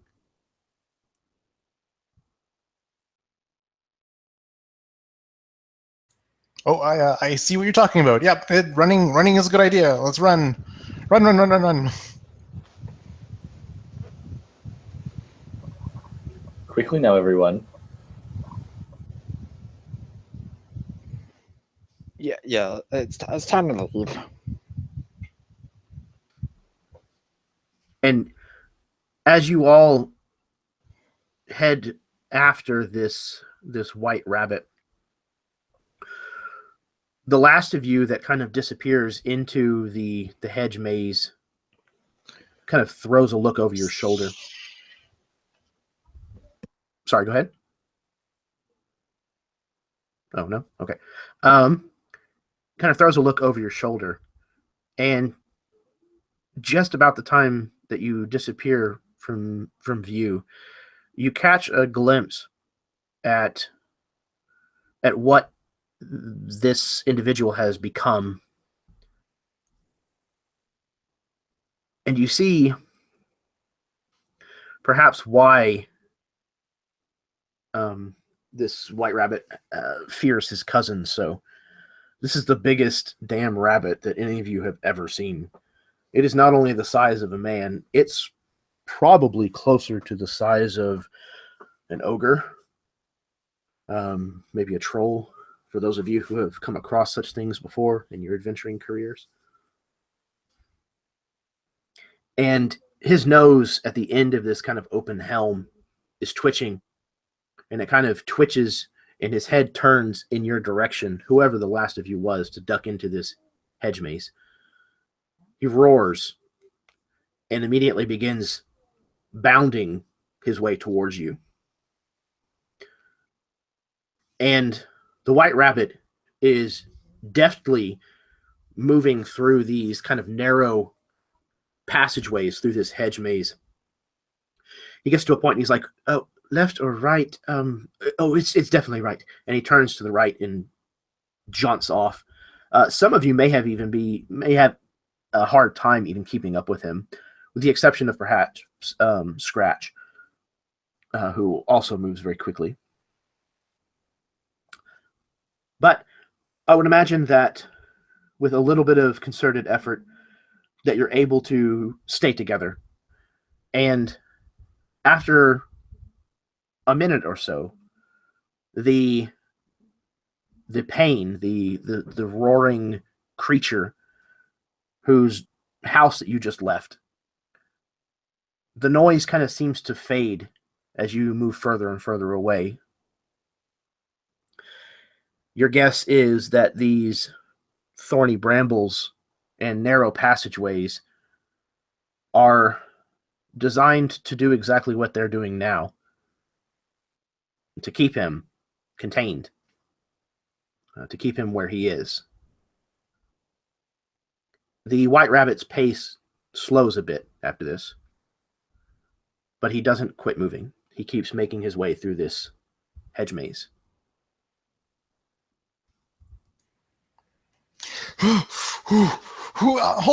Can you hold up? Some of us not nearly as fast as you. Can we just get a breather here? He kind of just, buckling down, hands on his knees, just like trying to catch his breath. Bruna says. And I imagine that the thorny brambles kind of just like sloughed and scratched at him, completely like scraping away the magical disguise as if it, was some kind of paper mache over his face, and he's completely normal looking. Yeah, and I imagine that he facilitates your request. He kind of slows up. And, yes, of course. And he kind of comes to a stop, and he turns around and sees you standing there, and he kind of makes a visible recoil. Excuse me. You look quite different. Where are we? You're in the hedge maze of my cousin's garden. No, I mean, where are we? What? Yes. Of course. Forgive me. I've quite forgotten that you're outsiders. This is Dowrenland. It's another world outside of yours. I don't suppose that makes any sense to you. Unfortunately, I don't know a better way to describe it. I'm sorry. And as the old man is leaning over, heaving just as much as Bruna says, he looks over at Twanger and says, I blame you. You pointed out the halfling. If she hadn't had a spell and thrown chicken and cards all over the place, we wouldn't be here. Mm-hmm. Well, excuse me for being the conduit between my between the powers that be and you mundane people. Yeah, sorry you plugged into the bunny channel.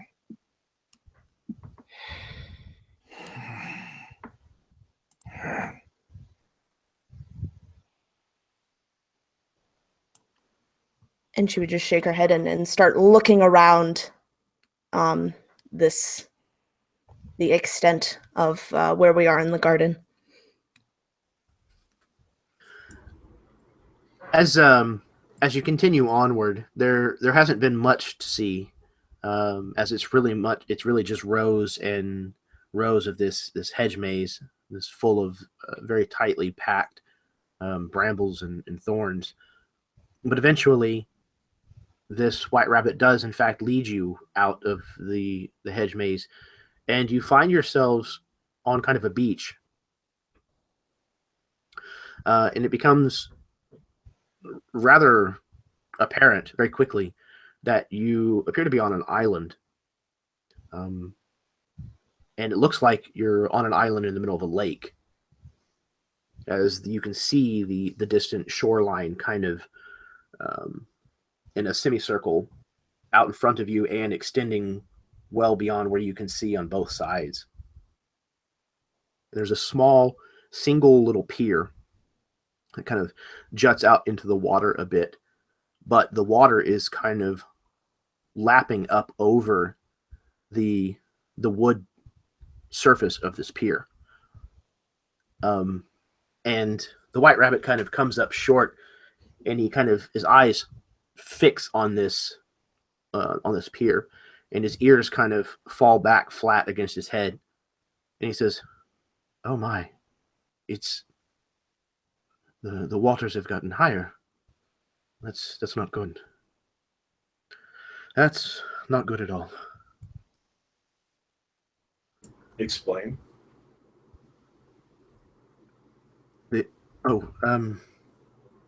Yes, we're on an island that my cousin has been sequestered on. He's, as you've seen, kind of dangerous at times, and he has been put here for the safety of all of us Dowrenlanders. And, well, this lake should not be this high. This lake is the Pool of Tears. It is fed by the sadness of the people who live here, and, well, from the state of things, things must have gotten worse while I've been gone. The state of this place affects the water? Yes, it's, as I said, it's fed by the sadness of the people who live here. It's Fascinating. The more sadness, the more water. It's quite a literal place, I think you'll find. And Severine almost stands up a little straighter, and he's like he's discovered something new. To him, at least, it's new.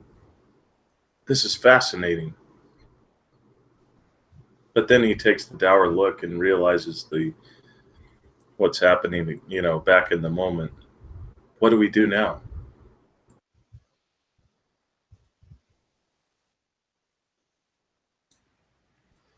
What we do now is we spread out and look for my hand mirror.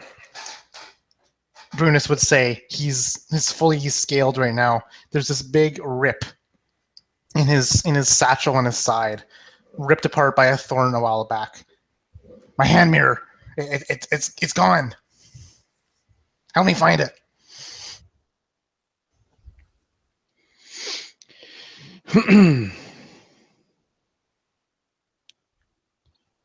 I would imagine.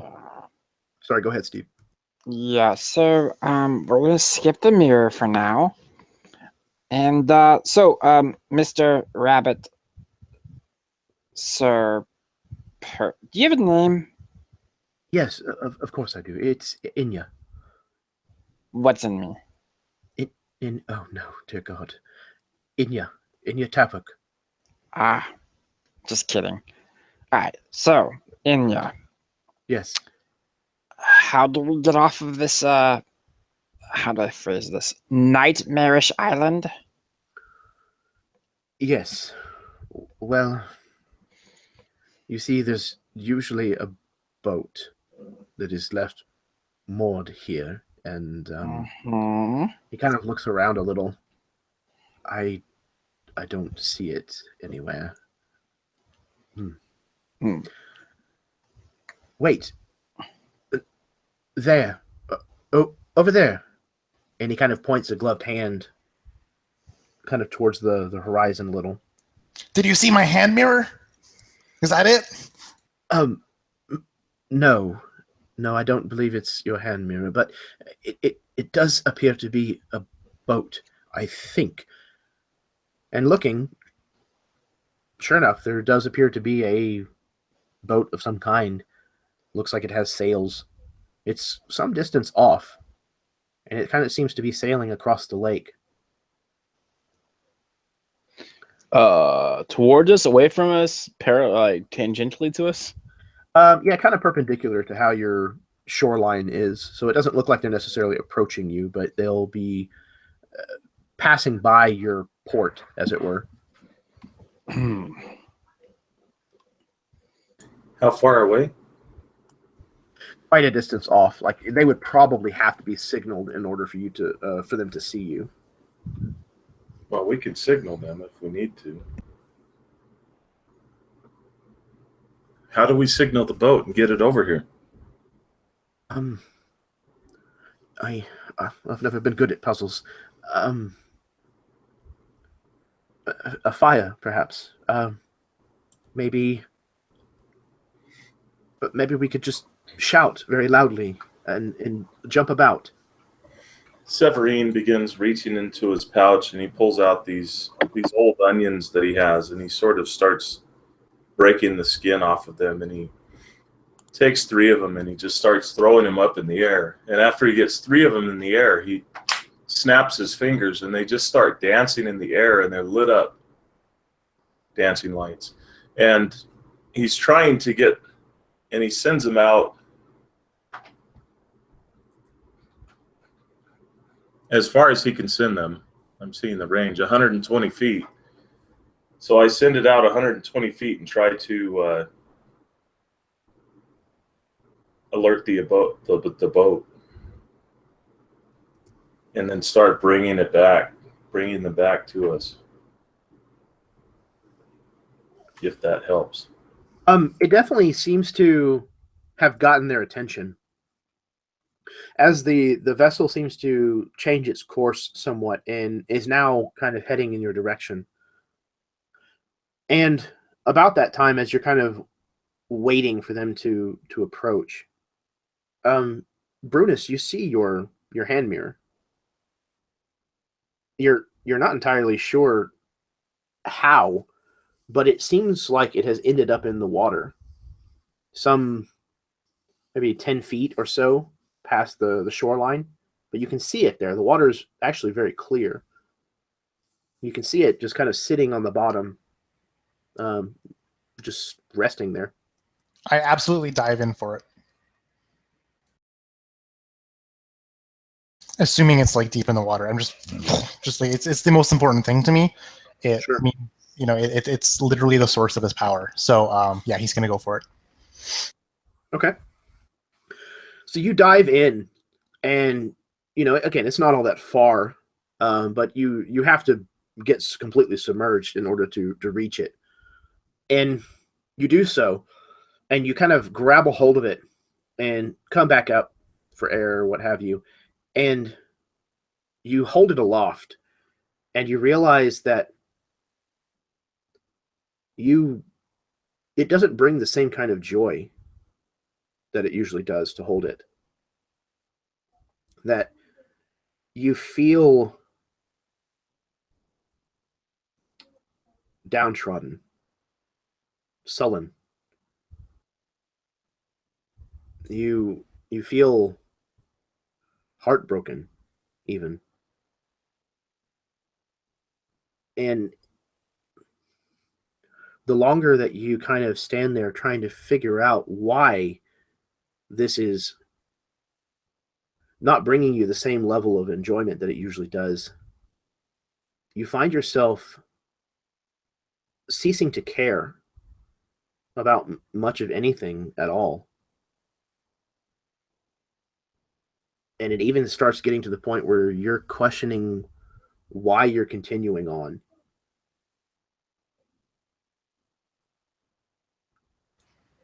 Yeah, Brunus like looks in the hand mirror. He just sees his own reflection. It's ugly. It's disfigured. It's gnarly. The skin is so uneven. And he just hates how he looks. He hates what he is. He just why is he spending so much time caring about what he looks like when he's just so ugly? He's just defeated. He, after all this effort, it's what has it done? He's fake. What's the use? I'll never be pretty. I'll never be beautiful. I'll never be loved. I'll never be a person. He kind of just like, he drops the hand mirror back in the water and just like slinks out. Just completely drenched. And he just kind of skulks out of the water, kind of pouting. He kind of just slumps on the sand. Just, defeated, out of energy. Just kind of sitting there, staring, half-heartedly into the distance. There's some, emo music playing in the background. And he's just, what's the point of it all? The point is you need to get up on this dock. Come on, Scaly. Your words. I've heard that 1,000 times. Yet I just don't care anymore. Call me what you want. Won't change anything. Brunus?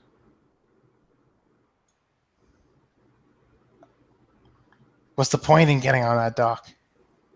Does it even matter if we leave this island? Stay here forever and nothing will change. I don't have time for this. Come on. Don't you have a song you can play for him, Twinger? Like, that'll help. Playing that song you were writing yesterday.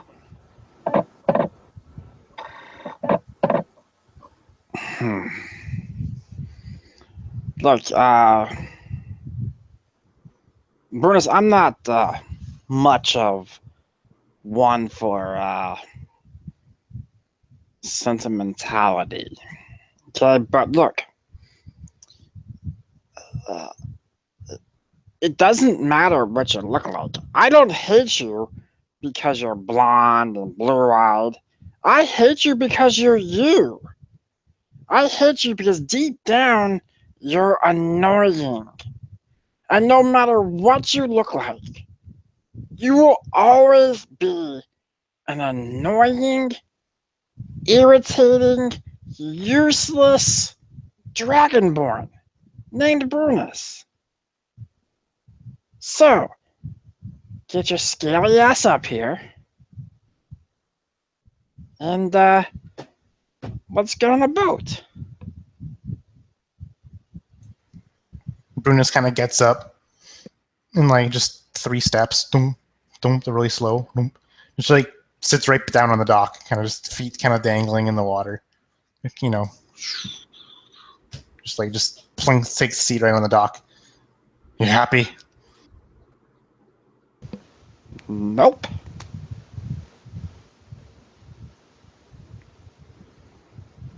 You're Dragonborn. You're always going to be Dragonborn. I'm an old human. I'm always going to be an old human. Until he dies. Don't be a dead Yeah. human. Yeah, until I die. And that's going to be soon. Here's hoping. But until then, you got to stand up and do some cool stuff. Okay? Like breathe acid. Yeah. I don't have two cool eyes, right? What? I'm not as pretty as this little halfling here. I don't have the flowery words. See, she can draw a following and stuff, and I can't. I always drove people away.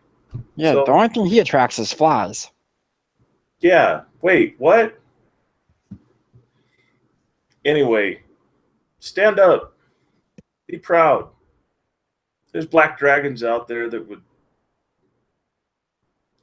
be mad if you were acting this way.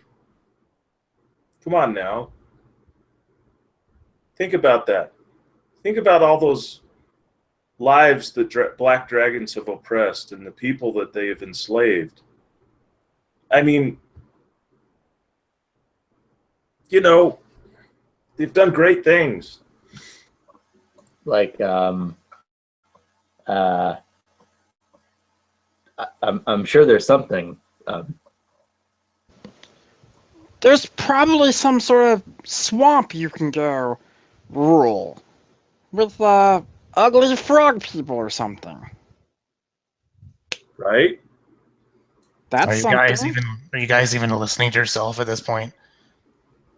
Are you listening to us? No, I kind of tuned out after you called me ugly. That makes two of us. Well, I'm not pretty either, so that makes two of us as well. And he has a beak, so Yeah. Yeah, you ever tried eating soup with one of these things? So,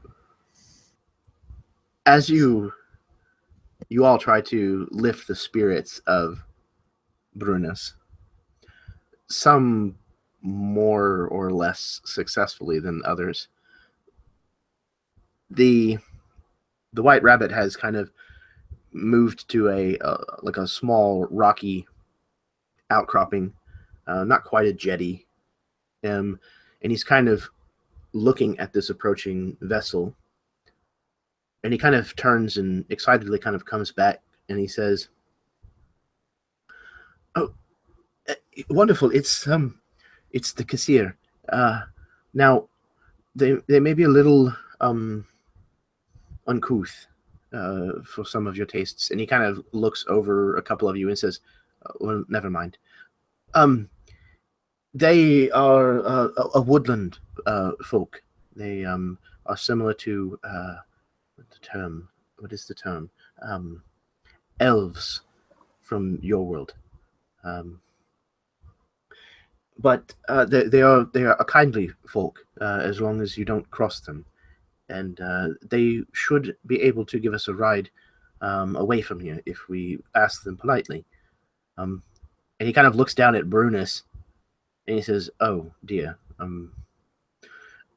you went in the water, did you?" Yeah, and thankfully, I mean, unthankfully, I didn't drown. It would have been a good riddance. Yes, you'll be all right, I promise. It will just take some time after you've dried off. What even is all right in this world of bleakness and darkness, where we Yes. we just spawn into existence and then we end? What's the point of it all? Oh, you must have gotten very deep. I see. Well, nobody else go in the water. That's yeah, I should have mentioned that ahead of time. I apologies again. What did I taint the water with my ugliness? Yeah, I heard that one before. Oh dear. Maybe we should knock him unconscious. Bound his mouth. Perhaps. Maybe. So out of character, this is probably not even, no matter what we say, we're really not going to overwhelm this sorrows, right? Yes. Speaking in meta terms, the waters of this lake, like I said in the chat, they operate similarly to the Swamp of Sadness from the Neverending Story. It's it if as long as you're affected by it, if you're wrapped in it because you're wet, or you've drinking from it or what have you, it tends to have this damper on your spirit, and it, according to Enya at least, will pass. It's just a matter of how long it takes. Okay, so I walk over and I clap him up by the shoulders and I say, "It's all right. There are great dragons out there, and you need to stand up like one of them." And I kind of start lifting him up, helping him up out of the water, making motions of that. And before I ask you that meta question, though, I think I cut off Megan. Oh no, that's okay. I changed my mind. And as you kind of say, "Oh no, like sure, there's great dragons," like, yeah, and I'm a poor excuse for one. Why do you even care? Why should I even care? Why should anyone even care about dragonness? I'm not a dragon.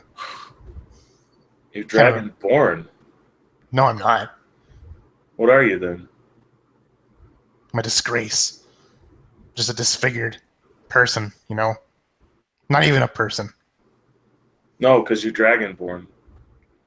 But No. let's... That's not what I am.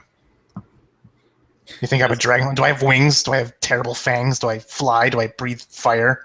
Do I pluck townsfolk in the middle of the night and take them off to a lair? No. I'm not a Is that what you freaking want to dragon. do?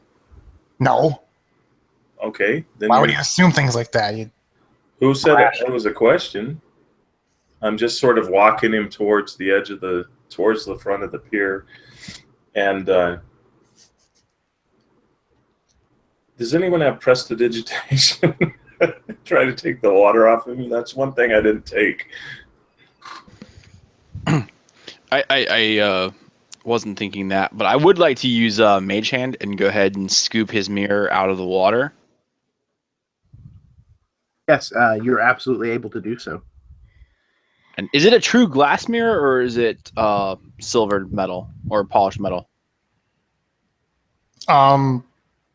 I have no idea what me personally. So make something up. All right, so I'm going to assume it's since it is his item of power, that's an actual glass mirror. And so continuing with the Mage Hand, I'm actually going to break it on the pier. And so in the scene, you would see the mirror bust, and the water that is from this lake sort of run out and soak up into these thirsty boards. And these boards are so used to having this water in them, but this water is so pervasive that you can literally, it's almost as though it's animated, and it runs into the cracks and crevices of this old dock. And then once I see the water run off of it, I pluck a single feather from my my wing, my hand, and I reach over and I brush the mirror. And as I do, I'm going to cast Mending to put it back together. Wow. He's still broken, but at least the mirror's fixed. And I'll tuck it into my pack for right this second. Excellent.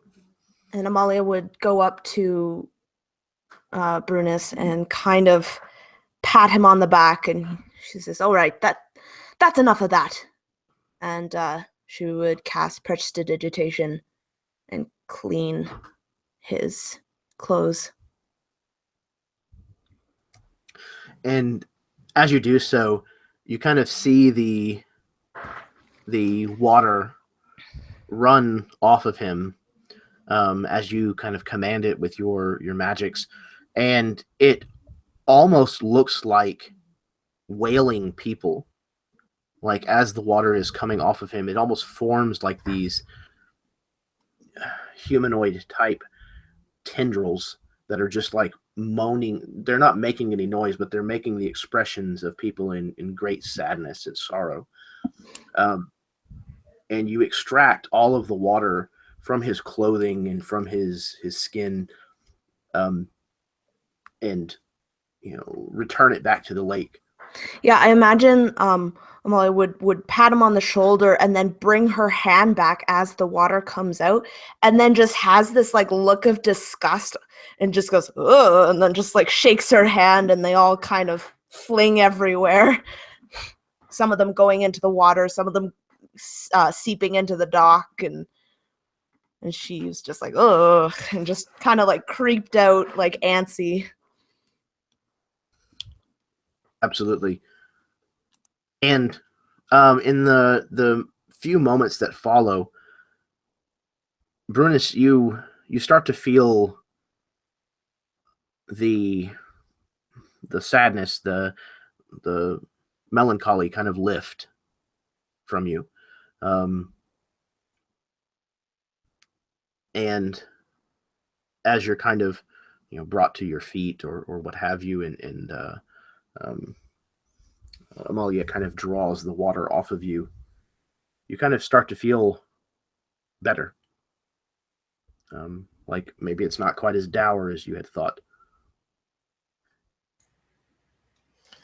Yeah, and as Brunus kind of has his spirits lifted, he looks around. He sees he's kind of sitting on the grassy part of this beach. He kind of looks up, sees the halfling just there in his presence, in his company. He sees the wizard, he sees the tabaxi, he sees the kenku, and they're all with him. They all genuinely care about him in their unique ways. And he realizes, and maybe he does belong with these people. Maybe this is somewhere where he can be accepted. Like that, this kind of companionship kind of drives him and returns him back to being in a sensible state of mind. And he's just taking in the fact that he is in the presence of friends in this moment.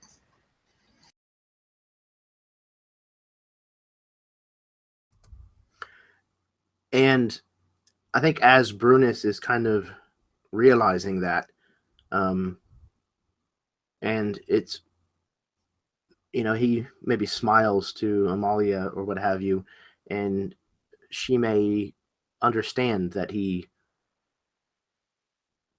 feeling better, that maybe he's having these kinds of thoughts or something along those lines. And just about that time, Inya kind of turns and comes up to you and says, well, they will be here in a moment, and from then we must continue on. There's no telling where we might end up, but it's probably best that we're all together, at least for now. And this place is wild and dangerous, but there is good here too, I promise. And he kind of looks down at Brunus, kind of pats him on the shoulder. And the camera, if you will, the view that we see begins to kind of pull away from these 6 individuals standing on this small island beach, further and further up.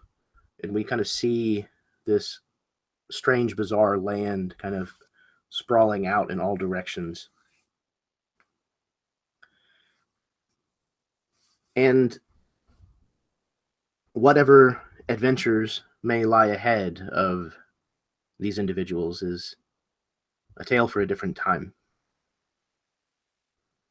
Something that we may or may not ever have the chance to see. Because that's where we're going to end tonight.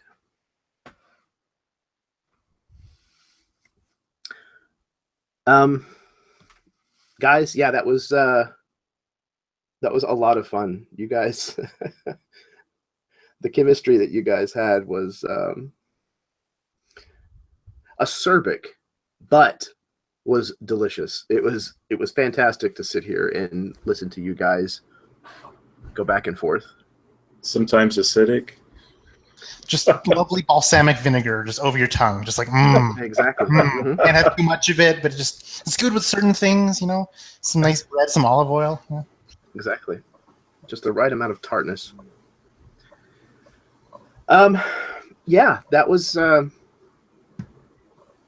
lot of fun. I had a really good time running you guys through that, and yeah, there wasn't quite as much opportunity for rolling in combat like that that I was thinking that there might have been, but it was definitely not a disappointment. There was plenty of role playing that happened instead, and I think it was a really, really nice break from kind of the normal run of a game. Yeah, when I made a comment earlier about, I don't like rolling dice that much, you're like, okay, no dice will be rolled this session. It wasn't intentional, but it just there wasn't ever really a good call for it, I don't think. But well, yeah, I appreciate you guys signing up for this game and kind of giving me the opportunity to revisit this setting. I saw Connor said something about when is part 2. We will certainly kind of look into doing that, and I would be happy to have you guys back again and continue the tale of these 5 individuals and see where it goes from there. So I guess what we'll go ahead and do is we'll go ahead and do outros, and then I'll kind of wrap things up, and we'll go ahead and call it a night. So we will start with Brunus's Connor.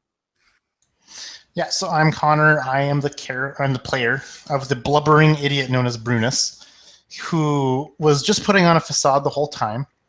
He was just going for those low-hanging fruit jokes. He just wanted to make everyone feel happy, and like he wanted to be the life of the party, because that's apparently how you get popular. When really he was battling a deeper need. I had a lot of fun. I liked acting both sides of Brunus. I felt like I might have been hogging the spotlight a little bit too much. Well, whatever. It was awesome. Great job, Jeremy. Great job, everyone else. I love the Kenku voice. It was so great. I love the cat and his craziness. The crazy witch who does hub-jub and voodoo, and the wizard who just says exactly what he thinks. Awesome, guys. Thanks so much for the playing. Absolutely, Connor. Thank you. Dave. Yeah, thanks, Jeremy, and thanks, Connor.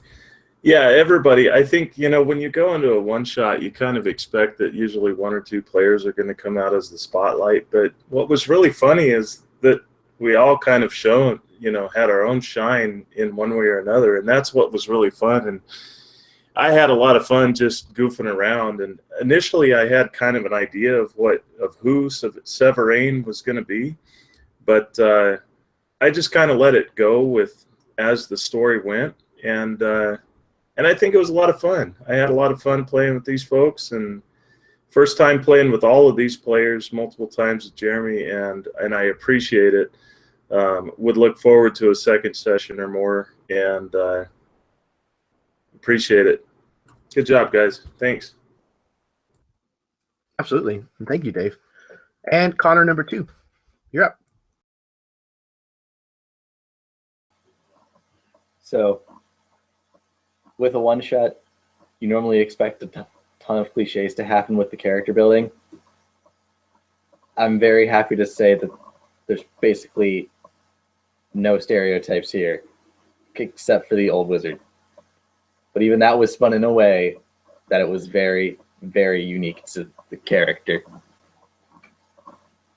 And I just enjoyed everyone's role play and all the little interactions that happened throughout. And I would really enjoy more parts if it's possible. Absolutely. Yeah. And yeah, it's definitely something that, again, I would like to spend more time developing. There's a lot more kind of in store in the setting that it would be fun to kind of explore with everybody. So, Megan, you're up. Yeah. Once again, thank you, Jeremy, for putting this on and doing such a great job of pulling me right into this world. It's awesome. It's unique, but in a very like familiar and relatable way. And the couple of times that I've done stuff with AbTab, it has just gone so well. Everyone has been so nice and so wonderful to work with and to role play with. And so yeah, and this game was no exception. It was wonderful, awesome, bunch of great players, bunch of great role playing. Yeah, thanks for making this an awesome experience. Had lots of laughs, and it was fun. Thank you very much. Yes, I couldn't agree more. It was it was a raucous time for sure. And Steve, I just want to say that I'll hate you all. No, it was great, guys. Like that was a lot of fun. I played Jeremy once before. Jeremy, always a great game. So much fun. I love your style. And you guys were amazing to play with. You are like hands down some of my favorite people I've gotten to play with so far. And I've played with a lot of people in the AbTab community. You guys are all great. So thanks for that. And it was a great time. excellent. Thank you. And yeah, I have played as they have said. I played with Steve once before. He jumped in at the last minute on my Vow of the Shackled Vizier game and knocked it out of the park. He did a fantastic job, especially for having to put together a character in like 2 hours. No, it was even less than that. It was like an hour and a half. Anyways, and I've played with Dave a multiple of times. It's always a pleasure to have played with Dave. And Megan and I have played once together in Alan Holloway's Avatar game, which was phenomenal. That was a fantastic game. And the two Connors. It was my first Connor on both. I got 2 and 1. But everybody did a fantastic job tonight. And we definitely didn't cover a whole lot of content, but I didn't want to push you guys through stuff. You guys did such a great job of just playing off of each other that they were scenes that I didn't want to interrupt. So I tried to let you guys riff for as long as you could, and it was wholly enjoyable. So having subsequent parts would be great. I think it would be a lot of fun. And last but not least, I would like to draw attention and give congratulations to Megan and Connor, who played Brunus. The two of them very recently became engaged. So congratulations to the two of you. And Thank you. very happy to have you in my game. Not just in the game, but together, no less, which was not planned. It was a happy accident, as Bob Ross would say. So, yeah, man, I had an absolute blast this evening, and I couldn't have picked, I think, better players or better characters to kind of get into this setting, because they were all kind of oddities to begin with. And this world, this setting is kind of built upon oddities. So they were good fits.